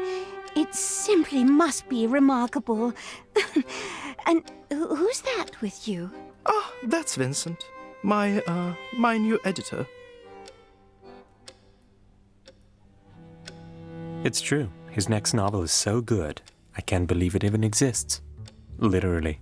Ah, you flatter me. No words can reflect the true depth of my admiration for your talent. Oh, stop it. No, you stop it. Are you two done? We are. What did these poor guys do to you? These? Oh, these are my assistants. Well, former assistants. Tom kept putting my favorite mug on the wrong side of the table. I told him 100 times I was left-handed. And Jerry, I can't even talk about Jerry. Why? What did you do? Well, once I asked him to clean up the shelves, so he sorted out all the books. All of them. And? What's wrong with that? By size, Vincent.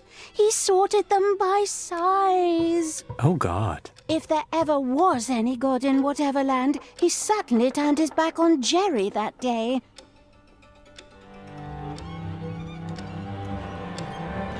So, you're into Nick, huh? Who? Me? No. Really? Not even a little bit? Vincent, I'm standing right here, you know? What? I'm just curious. I admire him as an author. That's all. Have you read any of his work? No, not yet. But I'm sure it's splendid. It must be.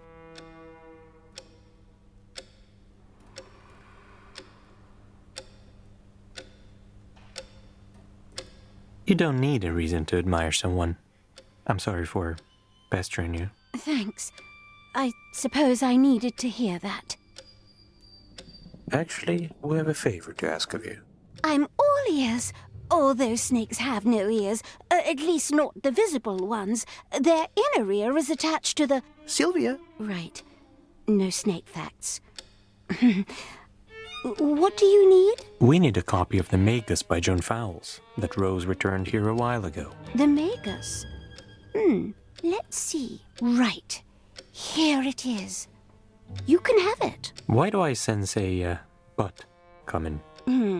Maybe it's because you have an impeccable sense of dramatic timing, which means you can help me with something. Seems like nothing in Whateverland worked before I came along. You're not entirely wrong about that. It's just... I've been working on my novel for some time now, but I can't figure out the details of the story.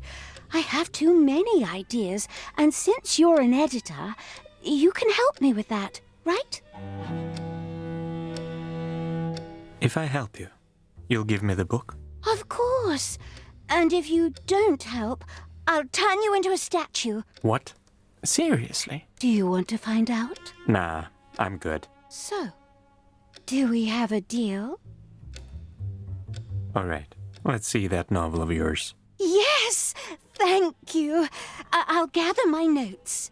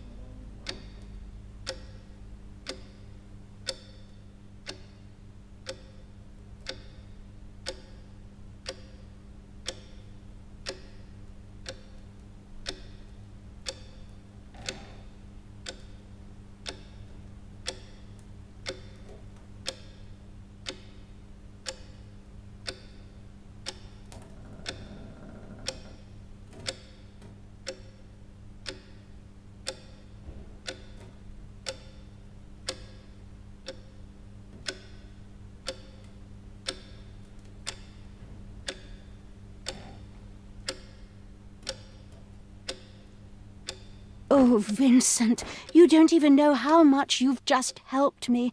I'll send you the first draft as soon as it's done. Any idea when this will be? Well, you know how it is. It might be in a week or next century. There's simply too much time on our hands to get anything done. And here's the reward. Oh, by the way, you have great taste. Nick is a good influence on you. At least someone noticed that. You enjoy the attention, don't you? Just a tiny little bit. Whatever. Let's get this over with.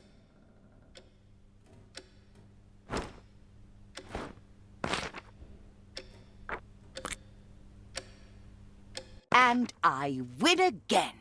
I have no idea how you're doing it. Well, my dear Jeeves, that is a secret I won't ever share. But you were holding up all right. And yet, I don't stand a chance against you. Don't worry.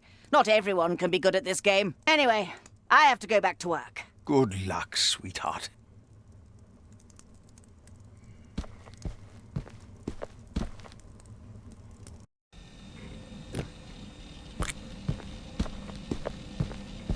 What is it? Can't you see I'm busy? Look what I found. What is it? See for yourself? Would you please leave me alone? Sure.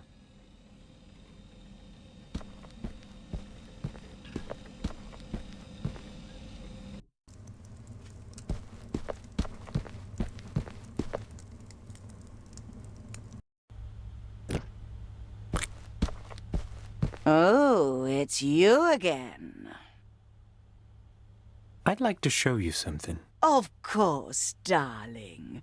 What do you have for me? Here, take a look at this. Oh. Oh.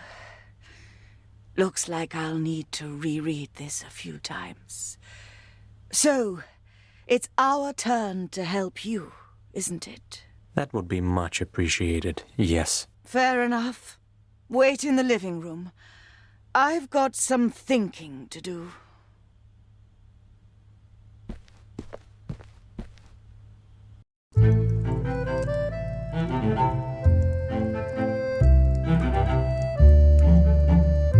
You've done something really good today, young man. You really did. Stop it.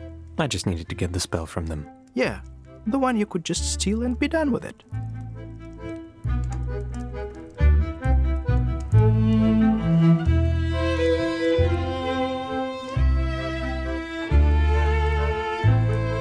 So, here it is. Use it wisely, Vincent. And thank you for giving us something to think about.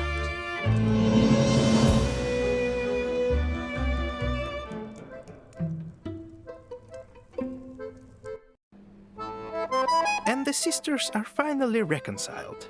Rather warms the heart, doesn't it? You know what? It actually does. How about we celebrate it? I'd die for a margarita. Not now. We still have a lot of work to do. Ugh, you're insufferable. And you are a drunk. Excuse me, I'm a writer. Same thing. Touché. The hatred flows unchained, like fire in my veins. And where the darkness reigns, my mind was led astray. Oh dear, stay with me here for just a little while, and maybe fake a smile before we disappear.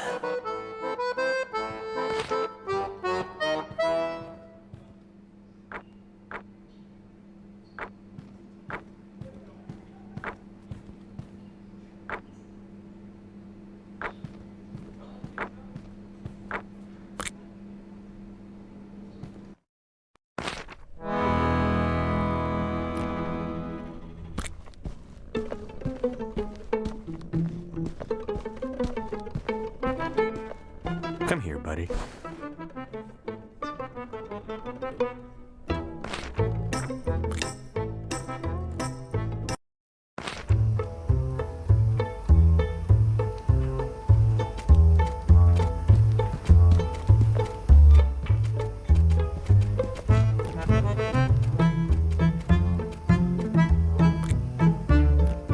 Just how many of of them are there?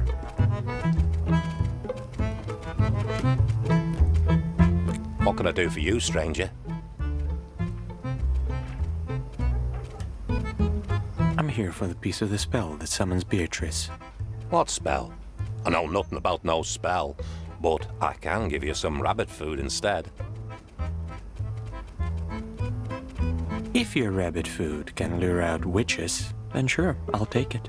You never know what they put in these boxes. Wait, I think I remember now. Yeah, I definitely had it. You know, I'd just hand the piece to you right now, but I already gave it away. What? Why? Please don't scream at me. I hate loud noises, and you're scaring the rabbits. Anyway, I used that spell as a cushion for Bridget before the lovely cat lady offered me an old cushion from one of her cats. Obviously, I needed to give her something in return, so I just got rid of that useless scrap of paper. This is brilliant. Where can I find her? She lives very close to the library. The name's Claudia.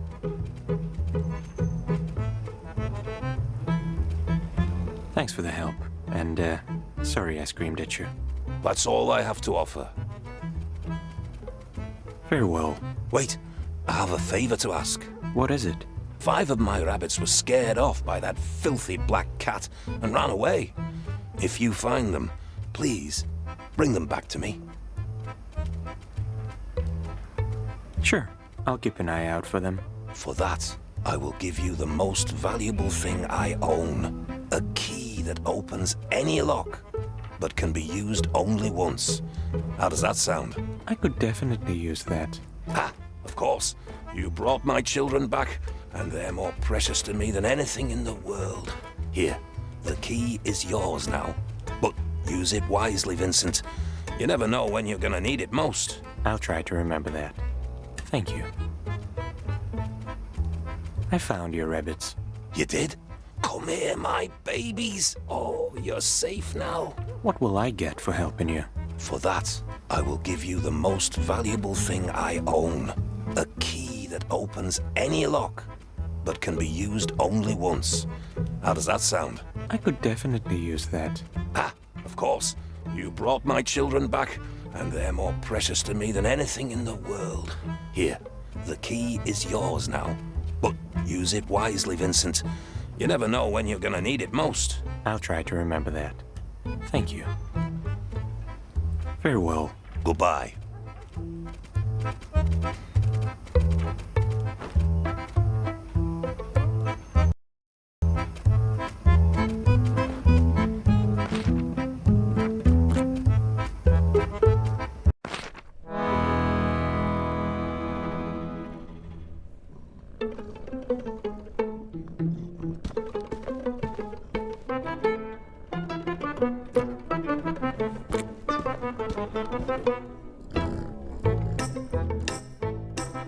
Hello, dear boys. Care to join me for a cup of chamomile tea?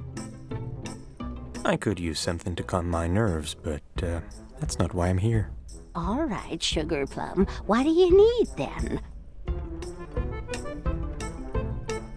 I'm looking for a piece of the spell that you got from Oswald. The spell? Is it something important? It's a piece of the spell that can help us summon Beatrice. So, yeah, it's quite important. Ooh, please don't say that name out loud, or I'm gonna cry. Please don't. That woman is pure evil. It's true I've done a lot of things that some people might consider illegal or even brutal, but even I don't deserve this kind of punishment. I wasn't expecting a confession, but go ahead, tell me. Well, as you can see, I'm very fond of cats. I had many cats since I was a little girl, having to share a bedroom with 2 older brothers and a sister. My cats comforted me when our parents' fights made the windows shake. They protected me when my first husband got so mad he threw a porcelain vase at me. It was his anniversary gift, by the way. I have many regrets. But if there's one thing I did right in my life, it was putting a bullet right between his goddamn eyes. and may the Lord be my witness. Wait, you did what? As I said, my cats are my family. They're like children to me, and every mother has a favorite child. Can you just get to the point? You young people have an attention span the size of a button. So, as you can see, the witch sent all my children here with me. All but one. My favorite baby, Lucifer, was left there all alone. What kind of monster would do that? That sounds awful. Poor Lucifer. You're such a dear. So, about the spell, I remember Oswald giving me something like that. He said it was valuable, so I exchanged it. What? Are you serious? Are you sure you don't want that chamomile tea? You seem tense. Anyway, I gave that spell you're looking for to a sweet young man who used to help me with the cats. Can you be more specific? What's his name, and where can I find him? I don't recall his name, and I have no idea where he lives. But I heard he plays with the band at Louis' Jazz Club. A very nice boy, if only a little grim. Not like you, though. Just sad. Wears a horrible sweater. I think I should make him a new one. A grim guy in an ugly sweater. Got it. Goodbye. Bye, honey.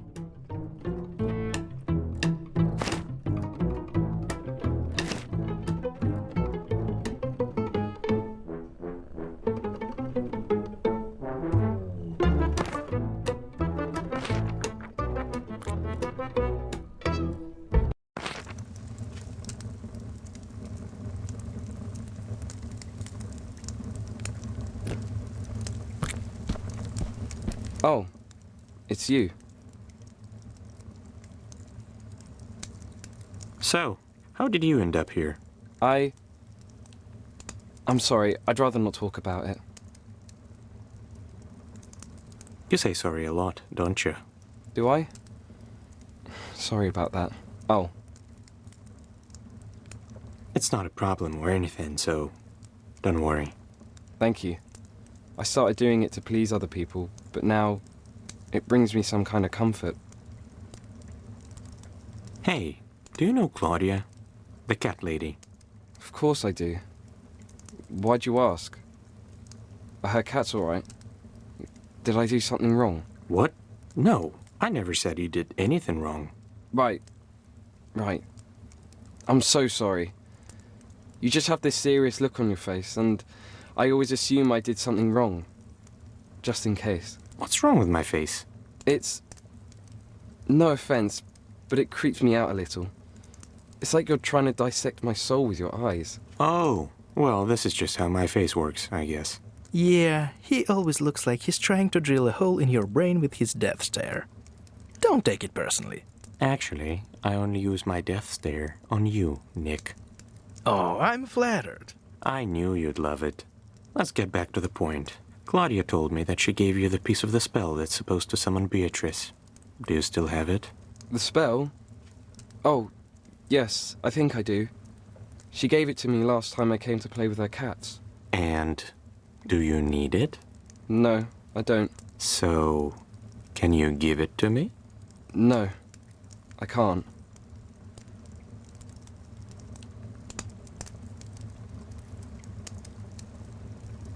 Of course you can't. Why would I even think anything else?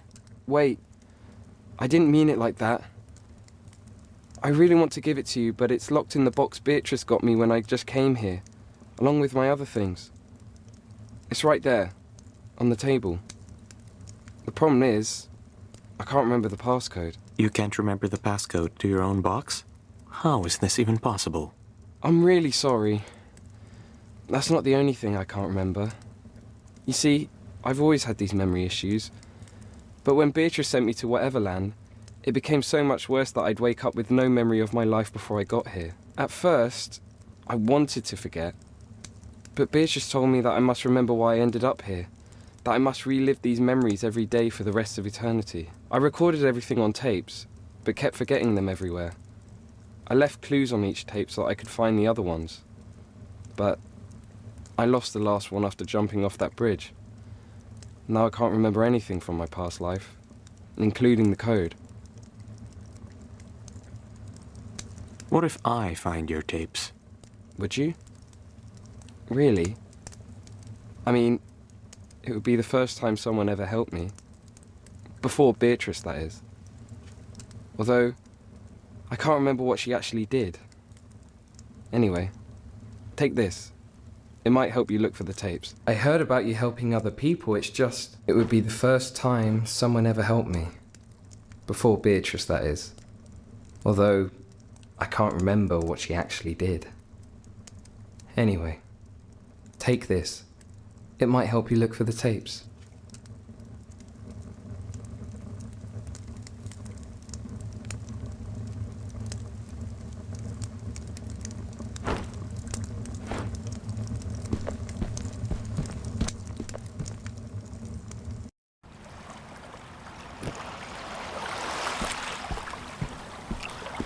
Hello, boys. What can I do for you? Have you seen a cassette tape somewhere around here? A cassette tape? Care to explain what that is? It's like a small rectangular box with 2 holes in it.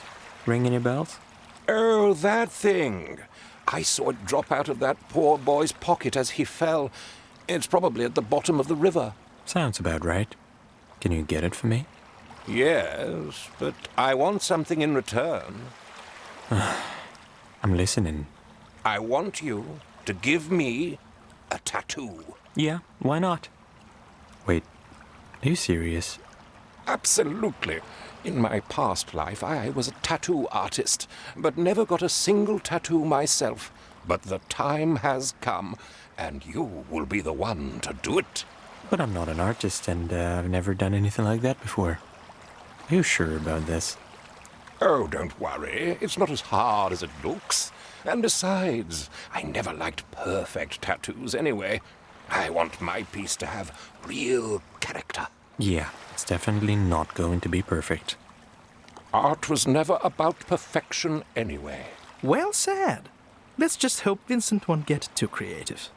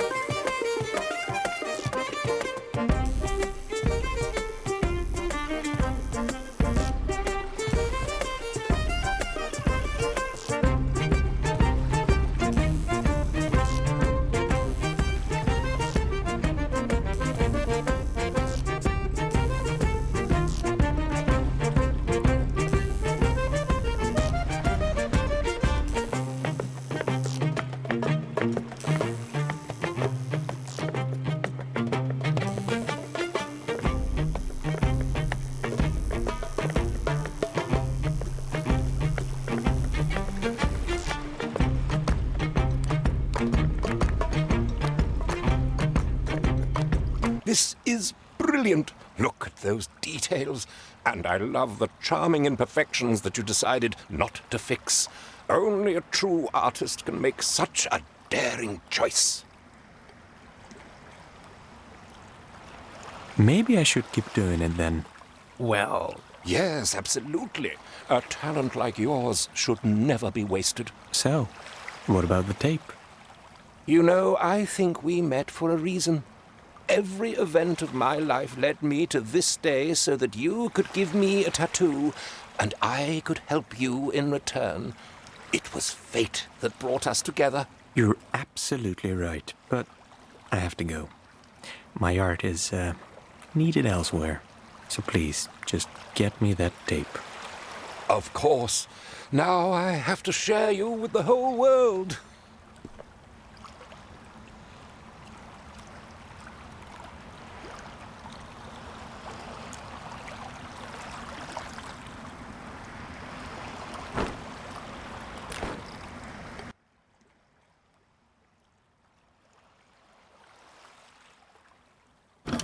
So now I'm here, wherever this is. I can feel my memory fading, slipping away.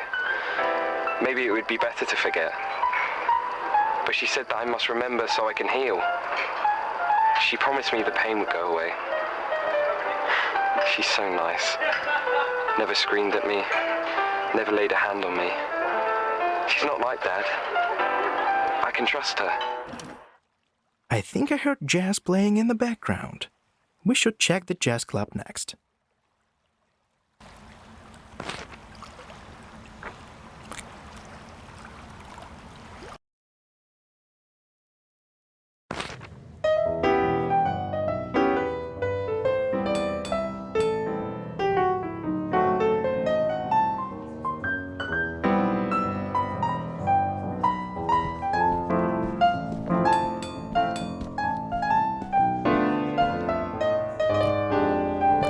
If you're looking for Lewis, he's in his lodge. That's all I'm gonna say to you. Ever. Polite as always, I see. Piss off, Nick. Okay.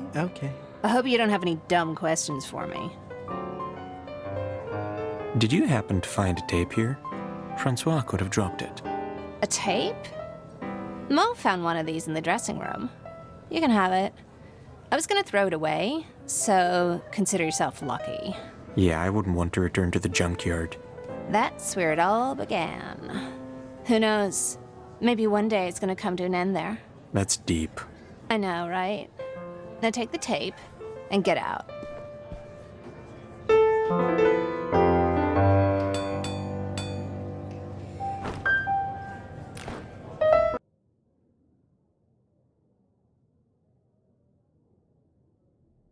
I can still feel her gentle arms around me. The last time I felt this way was when Mum was still alive. How long was that? No way I'll remember now. Maybe it's for the best. I'm scared of remembering. But if I don't, my mind drives me insane. I'm quite sure I am. All I see are endless question marks. But you can certainly Who am I? try. Why am I here? What did I do? I'm glad you like it. Was that Fida? I should probably check the arabesque.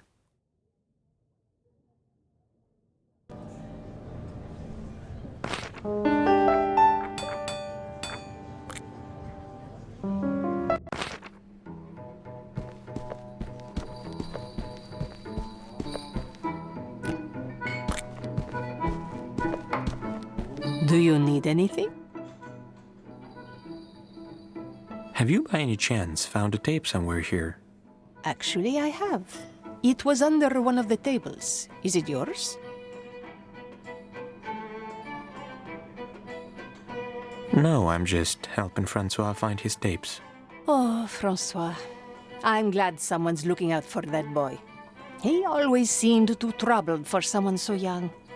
Here's the tape. Thanks.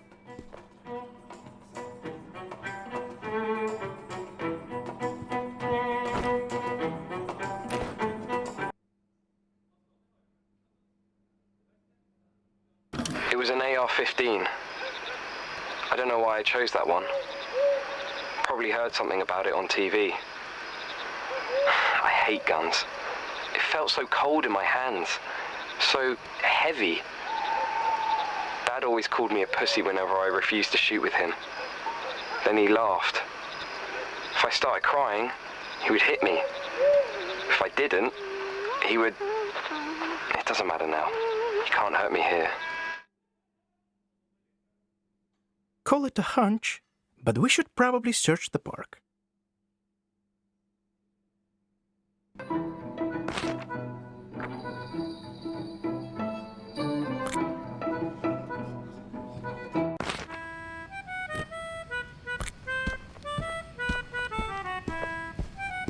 Yeah? Hey, have you seen a tape here? Yeah, I did. Threw it away. Really? Shit. Just kidding. I expected a bigger reaction from you, honestly. You're annoying. Oh, blah, blah, blah. Whatever. Here's the tape, oldie.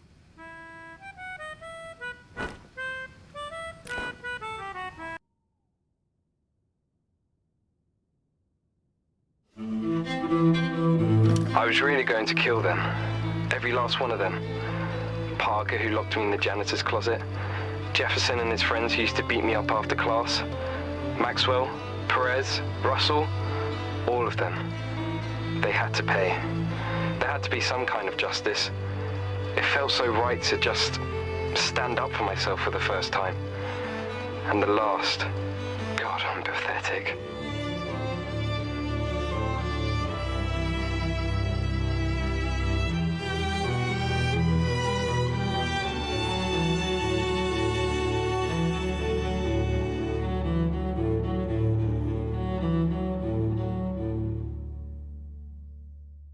I think that's all of them. Yeah. Let's take them back to Francois.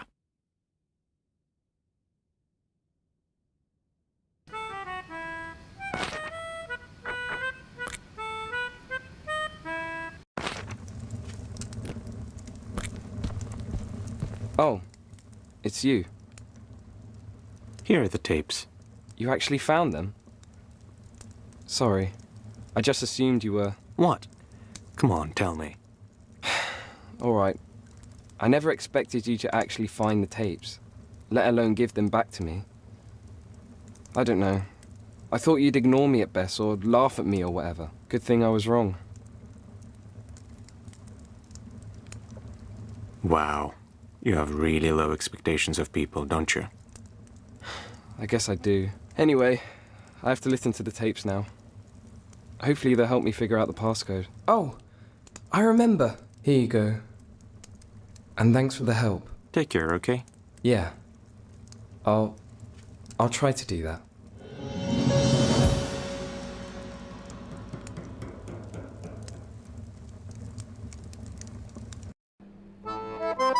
That was dark.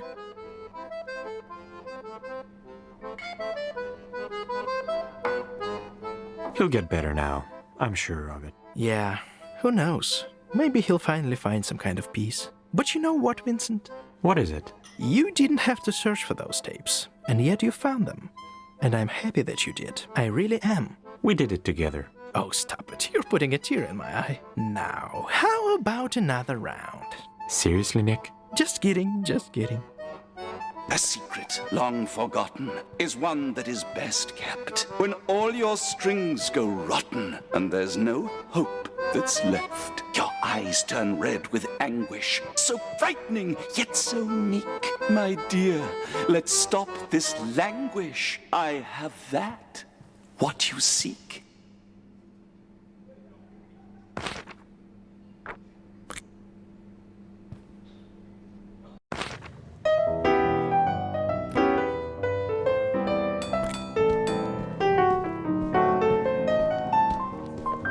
Excuse me, gentlemen, but I can't let you pass without an invitation.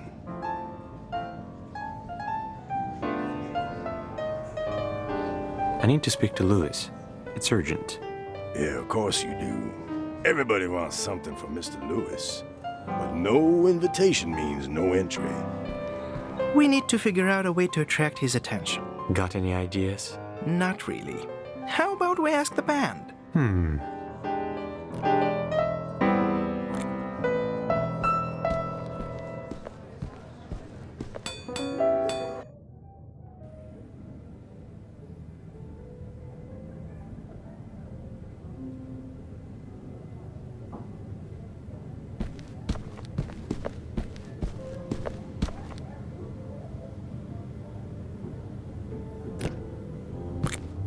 Welcome to our cave, stranger. And who are you guys?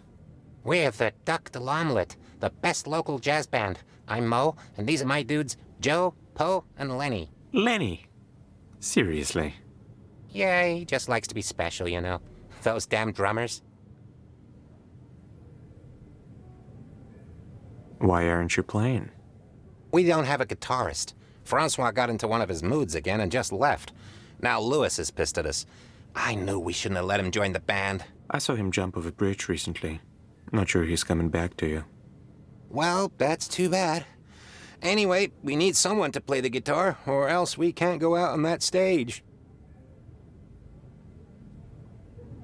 Are you guys close friends with Francois? I don't think Francois even knows what a friend is supposed to be. So no, not really. What do you mean? We tried to be friends with him, we really did. But he never went for a drink with us at the Arabesque, never answered any questions about his life. Now that I think of it, I only know his name and that he likes to play guitar. Not much to work with, is it?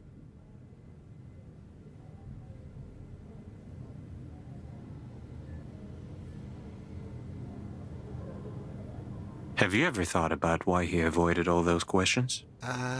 No, I haven't. If you really wanted to be his friend, maybe you should have tried to understand him first. Friendship is not just about hanging out after work, you know? Whoa, dude, that's deep. Yeah, dude, I know. I guess you have a point. I'll think about it. The Duc de l'Omelette, huh?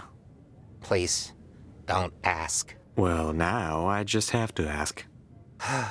Have you ever met Eddie? If you mean Eddie the huge talking raven, then yes, I have. So Poe here is a big fan of his poetry, like for real.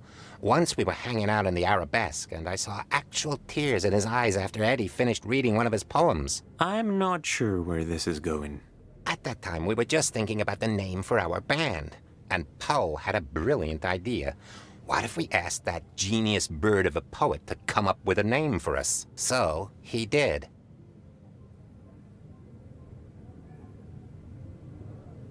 It's not that bad, actually. It has, character. That's a nice way to put it, bro. Thanks. Any idea how I can get Lewis's attention? Why? Why what? Why do you want to get his attention? Why not? I don't know. He's scary. There is a way. He usually comes out when the band is playing really well, or when someone dares to play something other than jazz. Then he'll definitely notice. But we only play jazz anyway, so that's out of the question. Well, shit. Actually, I can play guitar. Really? Why are you surprised? I am a ghost of many artistic talents. I'm not. Always knew you were talented. I used to play the lute when I was younger. And of course, I have a perfect ear for music, which is not surprising at all. So, how about we play together? That's not the worst idea ever. There's a guitar in the closet. Go get it so we can practice a bit.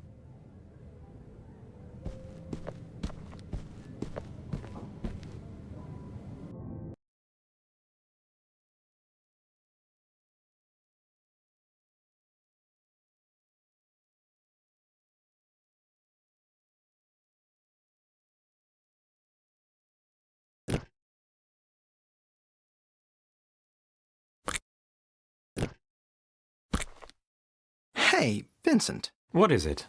Do you have a plan? Or am I supposed to improvise? Don't worry. I just want to impress him, so play as well as you can. Oh, okay. I think I can do that. I'm sure you'll do great. Ah, will you cheer for me? How about throwing flowers on the stage? Shut up, Nick. Fine, fine.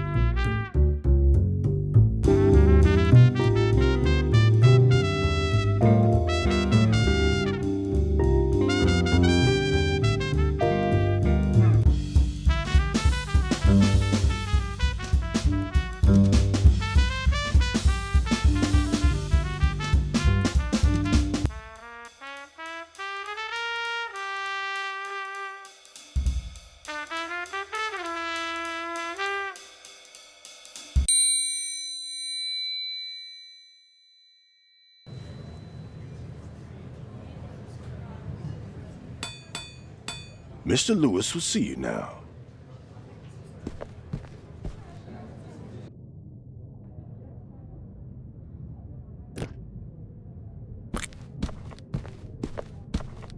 Lucky me.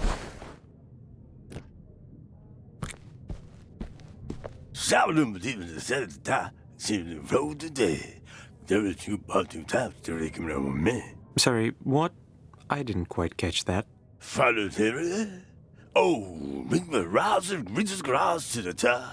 Nope, still don't get it.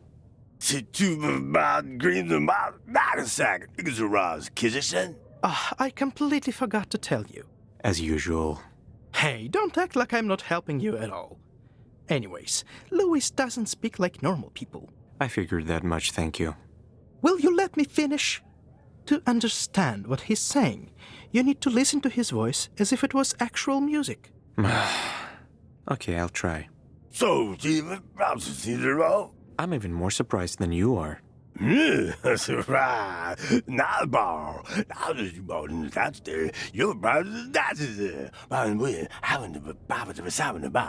Lewis,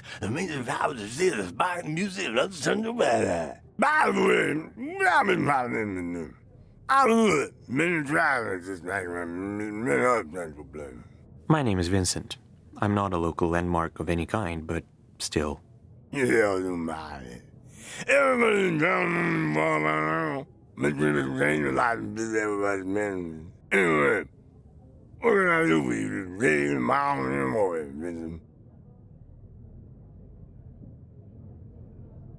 You seem to be quite popular with the ladies. Oh, you think so? And you don't? I don't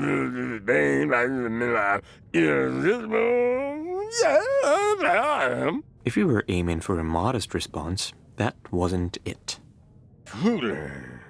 I thought I was in Parliament. And Julie, I don't want the time in the day at all. And I did have to listen. Why bragging suits you? Oh, please save me from somewhere else. To be honest, all the polished and shameless and that has nothing to do with the reason. I'm a true man. Can you tell? It shows, actually. I mean, I'm on the right. Someday, I show you what like my two barbers. Not today. And what if the ladies don't like you as much after that? I know it's gonna sound strange coming from me, but ladies are not really that important. Look, just so you know. Not caring about girls, man, you practically irretrievable than them. You think me then, kid. What happened between you and Beatrice? What happened? I don't tell you. Who? Wait, really? Well, I mean, Beatrice is very generous. I'm ready for anything that I was bad, but many of them broken hearted, bitch. She clearly needs to work on her little team. There's something I need to take from you. I'm just trying to chill or something. No, it's not about your company. You sure? Pretty sure, yeah. What is it? I need a piece of the spell that summons Beatrice. Oh, how do you know I am? Well, I did not get it, but you just knows it right where you are. Guilty as charged. Well, that don't matter now. Yeah, but I was just sitting out telling you, and it's just a surprise.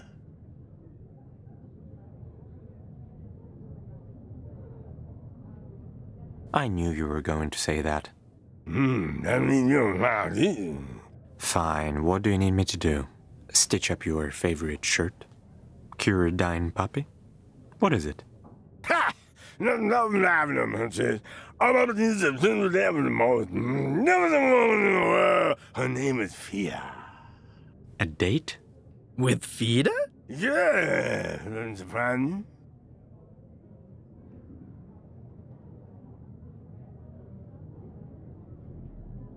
I mean, Fida is great and all, but you're obviously not lacking female attention. What is important of those attention? Nothing that you do, man. Even the more beautiful girl is not shooting this out of all of this. I totally agree. A romantic in disguise, are you now? Only a true argument is that important of love. Anyway, I want to ask you if you can go out on a date with me. Sure, I'll do it. Now that I think of it, you are a pretty good match. Thank you! Oh, I love it. I love you.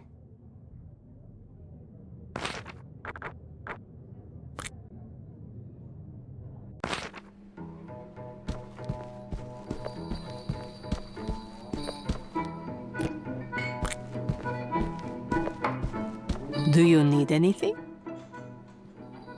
Hey, do you know Louis? Everybody knows Louis. Why do you ask?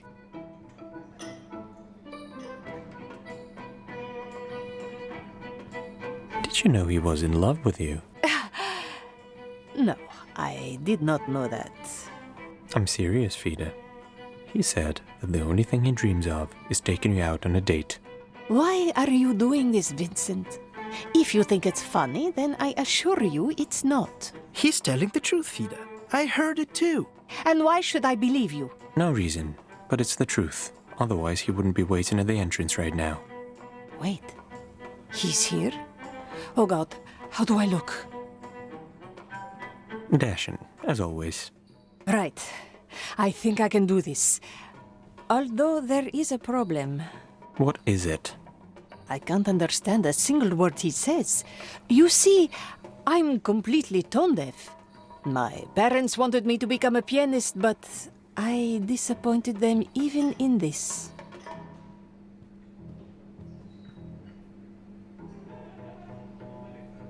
Maybe you don't need to talk. Just stare into each other's eyes and all that. I'm afraid that's not going to work for me, Vincent. How about we get you an earpiece, so that Vincent can quickly translate what Louis says? Wow, I'm an actual genius. This is actually a great idea. Let's do it. Aren't you interested in what I think about it? Nope. Not really. All right, so here's how it goes.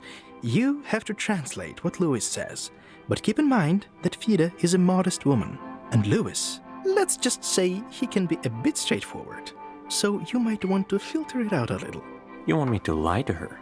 No, I want you to help out a good guy who's never been on a proper date before. Got it. So, can you tell me a little about yourself? You're striking beauty.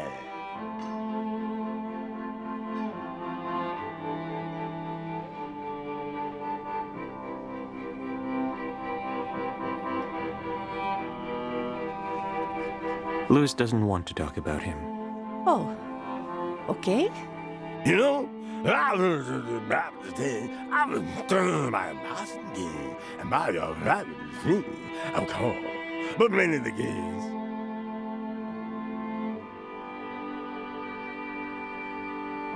Louis says he was captivated by your eyes when he first saw you at the club.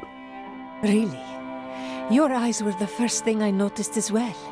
They're so beautiful. I think I'm not coming every moment from He really appreciates your love for music. It's something you two have in common. That's very true. I love music. Such a shame I have absolutely no ear for it. I always wanted to become what you done in this bar. Super hot and moving, doctor play like Whateverland. Although, you have to admit my jazz, it's not bad either.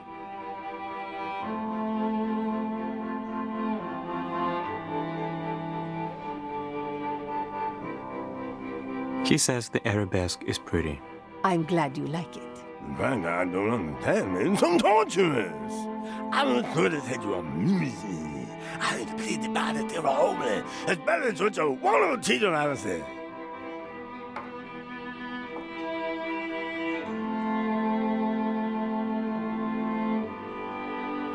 He would like to teach you music theory so you two can understand each other better. I would like that very much, actually.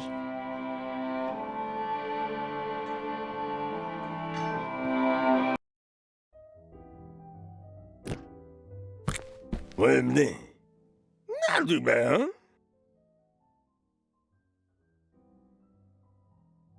Yeah, you killed it. Really, hey, feel something a little off. Anyway, here's this man. I hope it helps get it out. Ha ha ha. Yeah, me too.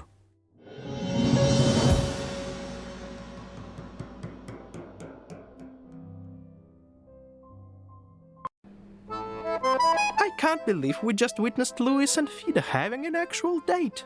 How did that happen? They're a good match, don't you think?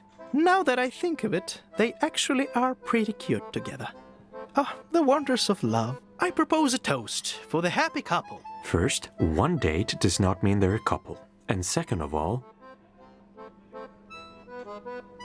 let's have a proper celebration once this is over. Now that's the attitude I can get behind. Oh, how I bathed in lights, so blinded and unaware. Oh, many lonely nights with no one I wanted to share. Oh, can you hear me laugh? My gentle and quiet song. Oh, like a mateless dove, I've waited for far too long.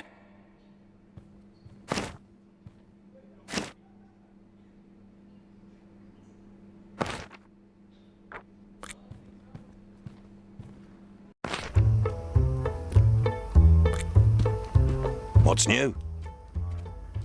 I want to challenge you to a bell and bones match. All right. Let's see what you got.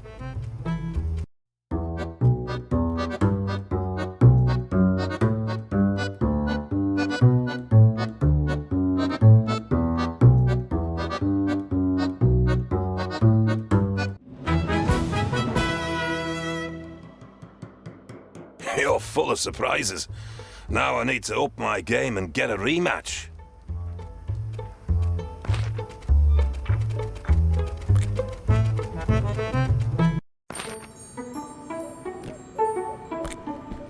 Oh, what? I want to challenge you to a bell and bones match. Oh, fine, but don't disappoint me.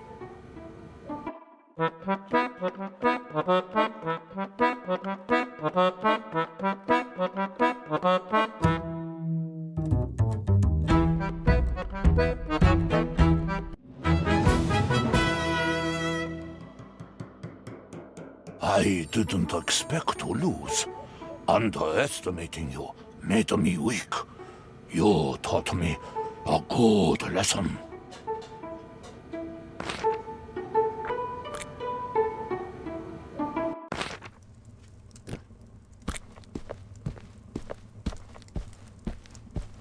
I'm all ears. I want to challenge you to a bell and bones match. Well, that's interesting. Let's play.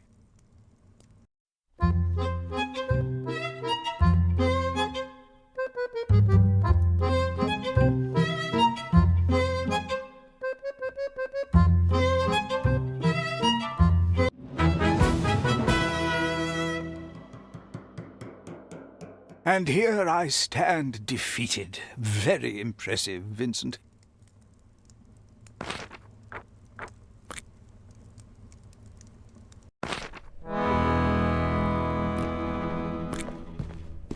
Hello. I want to challenge you to a bell and bones match. Oh, that's a marvelous idea.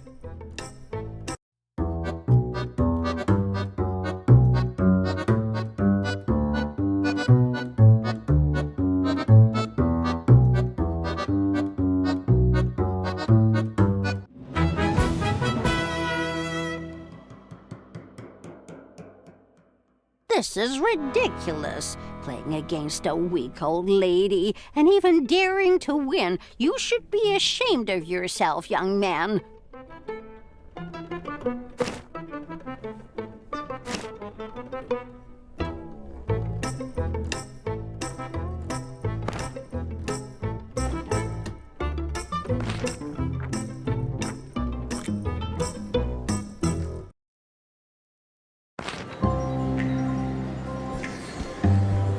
Reach for the moon. If you miss, at least you be among the stars. What? Excuse me. I just prefer to express myself with words that have meaning. I could have just said, hello, stranger. But instead, I gave you a piece of wisdom. Who knows? Maybe it will change your life. How do I get to the private lounge? Oh, it's easy. You don't. Why? This doesn't sound fair to me. Don't look at me. I'm not the one making the rules here. You can't go in there unless you've been invited by Ernest himself. And how do I get invited? How should I know? My job is to keep everyone safe and spread wisdom. You have to seek your own path. I have to go. We started with a simple hello, but ended with a complicated goodbye.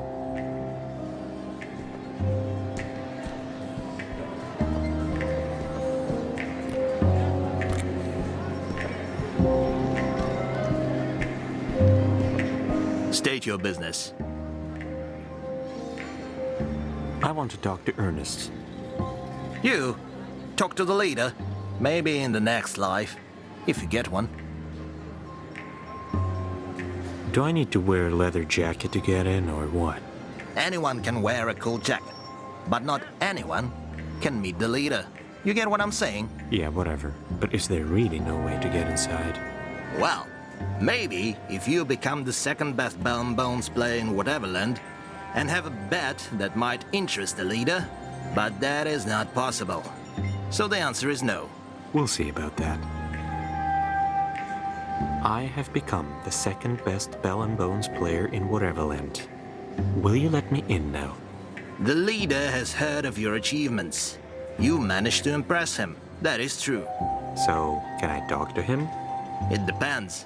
Do you have the 6 pieces of the spell? And don't look so surprised. You know what I'm talking about. The leader has eyes and ears everywhere.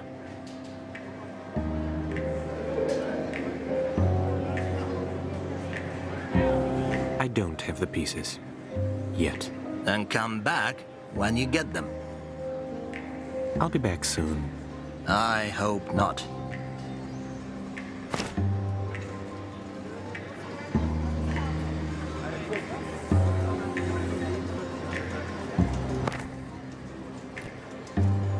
State your business.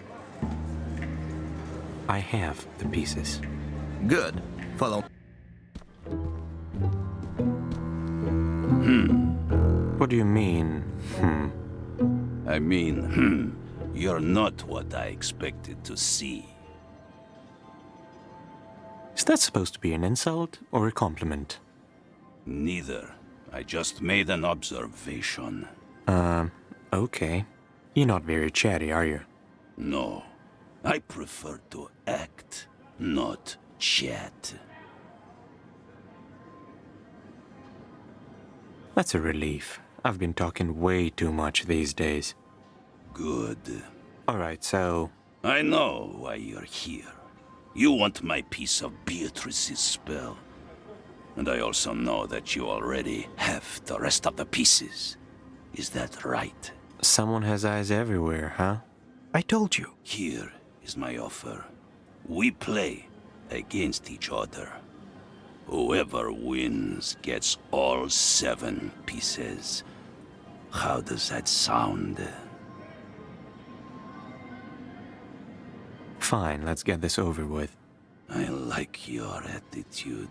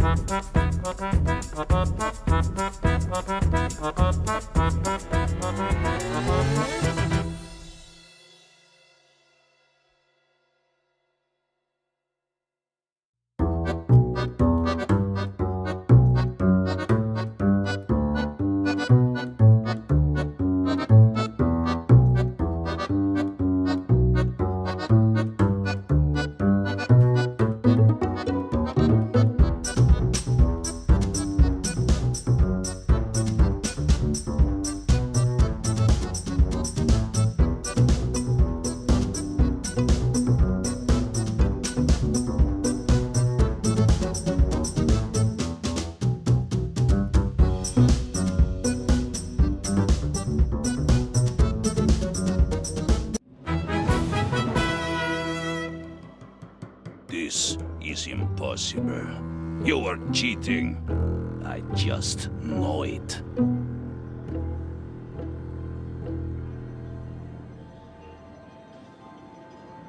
Come on, Ernest. It's just a game. It's not just a game. It's a battle. For status, power, influence. Everything that really matters in this world is the most important thing in Whateverland. Damn it! Ernest, you lost. Deal with it. Give me a piece of the spell, and I won't tell anyone about what happened here. You have my word. Forget it. I'm not letting you go. You both will rot in a cell for humiliating me like that. But I won. Who cares? I'll have the whole spell to myself, and you'll be locked up for the rest of eternity. Oh, God.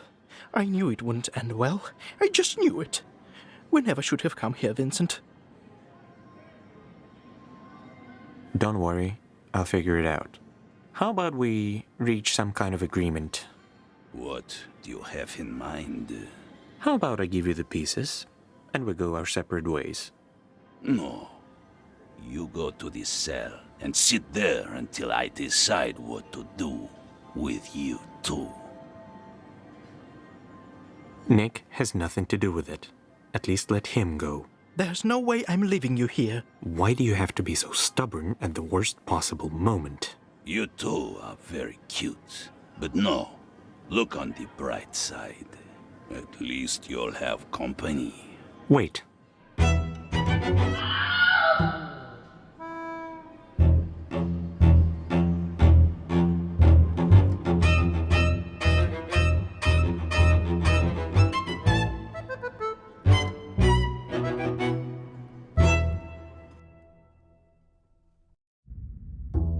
And here I am, trapped in a cell with no hope of ever getting out. Marvelous. Just marvelous. And the worst part is, I'm all alone.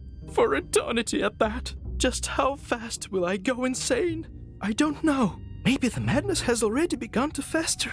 Nick, is that you? Oh, goodness gracious, Vincent. I'm so happy to hear your voice. Me too. Are you holding up all right? Not at all, actually. I'm terrified. I'm sorry, it's my fault we ended up here. Should have known he was a liar. Oh, Vincent, it's not your fault at all. If anything, I should have warned you about Ernest. Well, too late. Right, it is. I wanted to tell you something. Since we'll spend the rest of eternity here. Yes? It's nothing serious, just I don't know how to say this. Although I'm usually good with words. And I never was, so just say it, I guess. All right, Can you both shut up? I'm trying to sleep here. Harold? Is that you? No, it's Alan. Can't you recognize my pretty voice? Of course it's me, you idiots. But what are you doing here? Not much. Sleeping mostly. And if you want to know how the hell did I get here, then it's a pretty short story. My helicopter crashed into a tree. But not a regular tree, mind you. It was Ernest's favorite tree, where he came for self-reflection or whatever. Needless to say, the tree is gone. And here I am. Wow. Yeah, wow. And by the way, congratulations! You're now stuck here with me. Forever. Oh no. I can't stay here. I just can't. This is the worst possible turn of events ever. Now I will spend an eternity in confinement, slowly turning into a ghost. What could be worse? A ghost, huh? Then you could easily fly through those bars. I have an idea. I guess you'll never write that novel of yours. Yes, you're right. I will never become the writer I dreamt to be. Why on earth didn't I ever write my great novel? What was holding me back this whole time? It's too late to think about that now. You missed your chance. No, that can't be true. I refuse to believe it. I feel horrible. How do I make it stop? You don't. This is your life now. This is unbearable. I already can't feel my legs. And it's so cold in here, isn't it? Or am I just imagining things? God, I already started to hallucinate. No, no, no!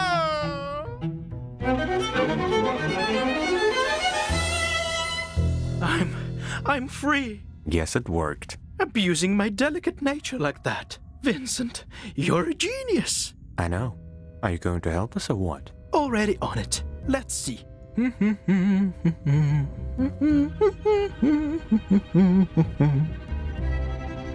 Voila! You two are the luckiest bastards I've ever seen. You bet. What now? Now we find a way to get out of here.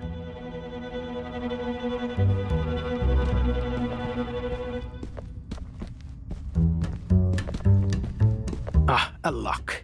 That shouldn't be a problem for you, Vincent, right? Let's see. Nope. Great. Let's open this bad boy. I mean, nope. I can't crack this one. Now that I think about it, you haven't cracked many locks during your time here. I guess we're doomed then. Calm down, alright? There must be a key that opens this thing. Well, of course. And you think it's just lying around somewhere, waiting for us to find it. I never said that. Actually... Because guess what? It doesn't. Well... Stop panicking. I'm trying to think here. Oh, goddess. Why did you trap me here with these two idiots? You have something to say, Harold? As a matter of fact, I do. I know where the key is. Hallelujah! Why didn't you tell us sooner? I tried, but... Whatever. So, where's the key? A guard was stupid enough to drop the key into one of those cracks. I hope you know how to get it out. I have an idea. We'll make a magnetic fishing rod and draw the key to the surface. Easy. But you idiots will have to find all the parts. I'll need a magnet, a long stick, and a twine. What if I can't find any of those? If the three of us are meant to get out of here today, the goddess will surely help. You just have to believe. Oh boy. Alright. A magnet, a stick, and a twine. Beatrice, you better help me with that.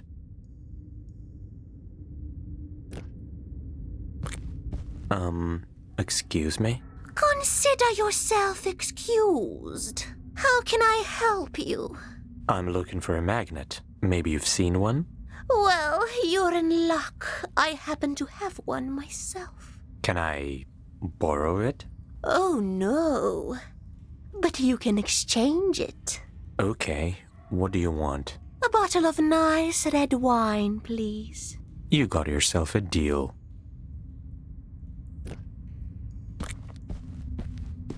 Hope it's sturdy enough.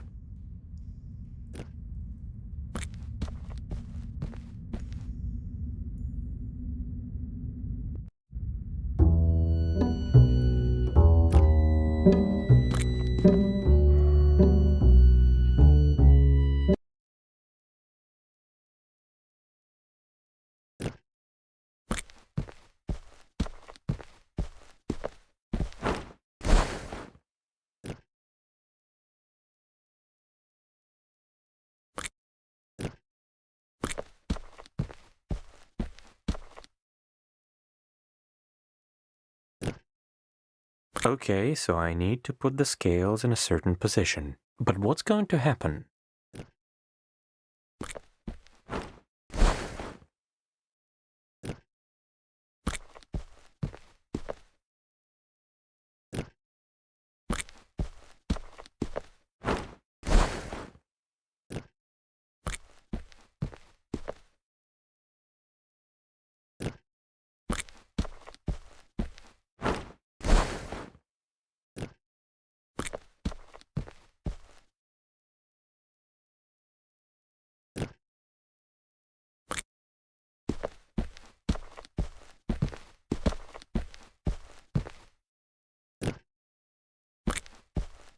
That could work.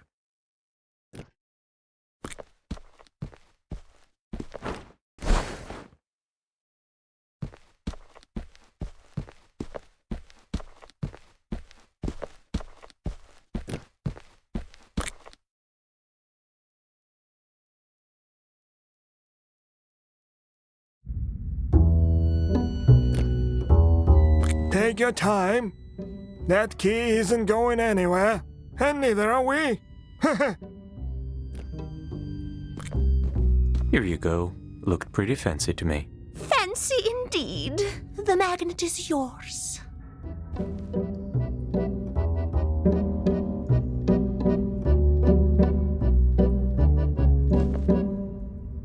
I actually got a magnet. Wow. Maybe Harold has a point. Good. Now give me a second.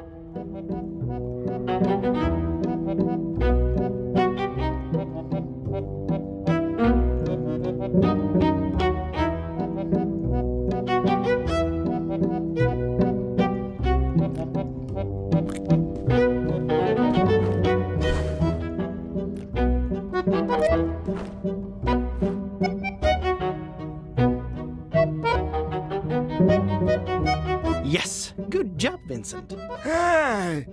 I was the one who made the rod. Whatever. At least we got the key. Let's get out of here, shall we?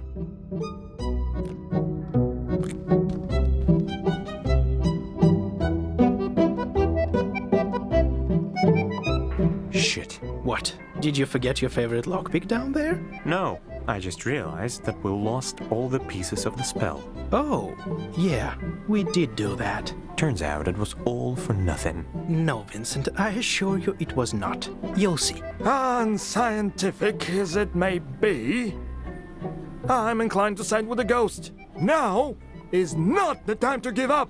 If only I could share your optimism. Is that? Ernest's study. My, oh my! The dude is fancy! What are the chances he hid the spell somewhere in here? High enough, I'd say. But where? Gentlemen, today is your lucky day. Doesn't feel like it so far. Well, it's going to. You see, I know where he might be keeping the spell. Ernest has a safe where he keeps all the important stuff. If the spell is in this room, it's going to be there. How do you know about the safe? Me? Why, I made it. Here, look. Maybe you even know how to open it. Of course I do. Don't think that I've forgotten your help at the junkyard. Quid pro quo, as they say. I will open it for you. Thank you, Harold. Vincent, I think today is our lucky day indeed. All 7 pieces. Reunited at last. And all thanks to me. Now we just have to get out of here unnoticed. Well, here's an idea. The window. Yeah, right. Yeah, right. Wait, what?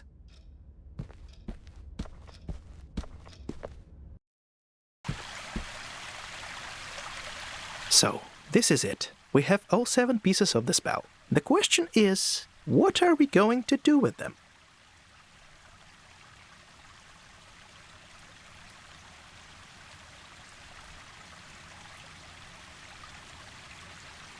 You know, I don't think I want to leave Whateverland anymore. Wait, what? Yeah, really. I got used to the place. So, you're not even going to summon Beatrice? Are you sure?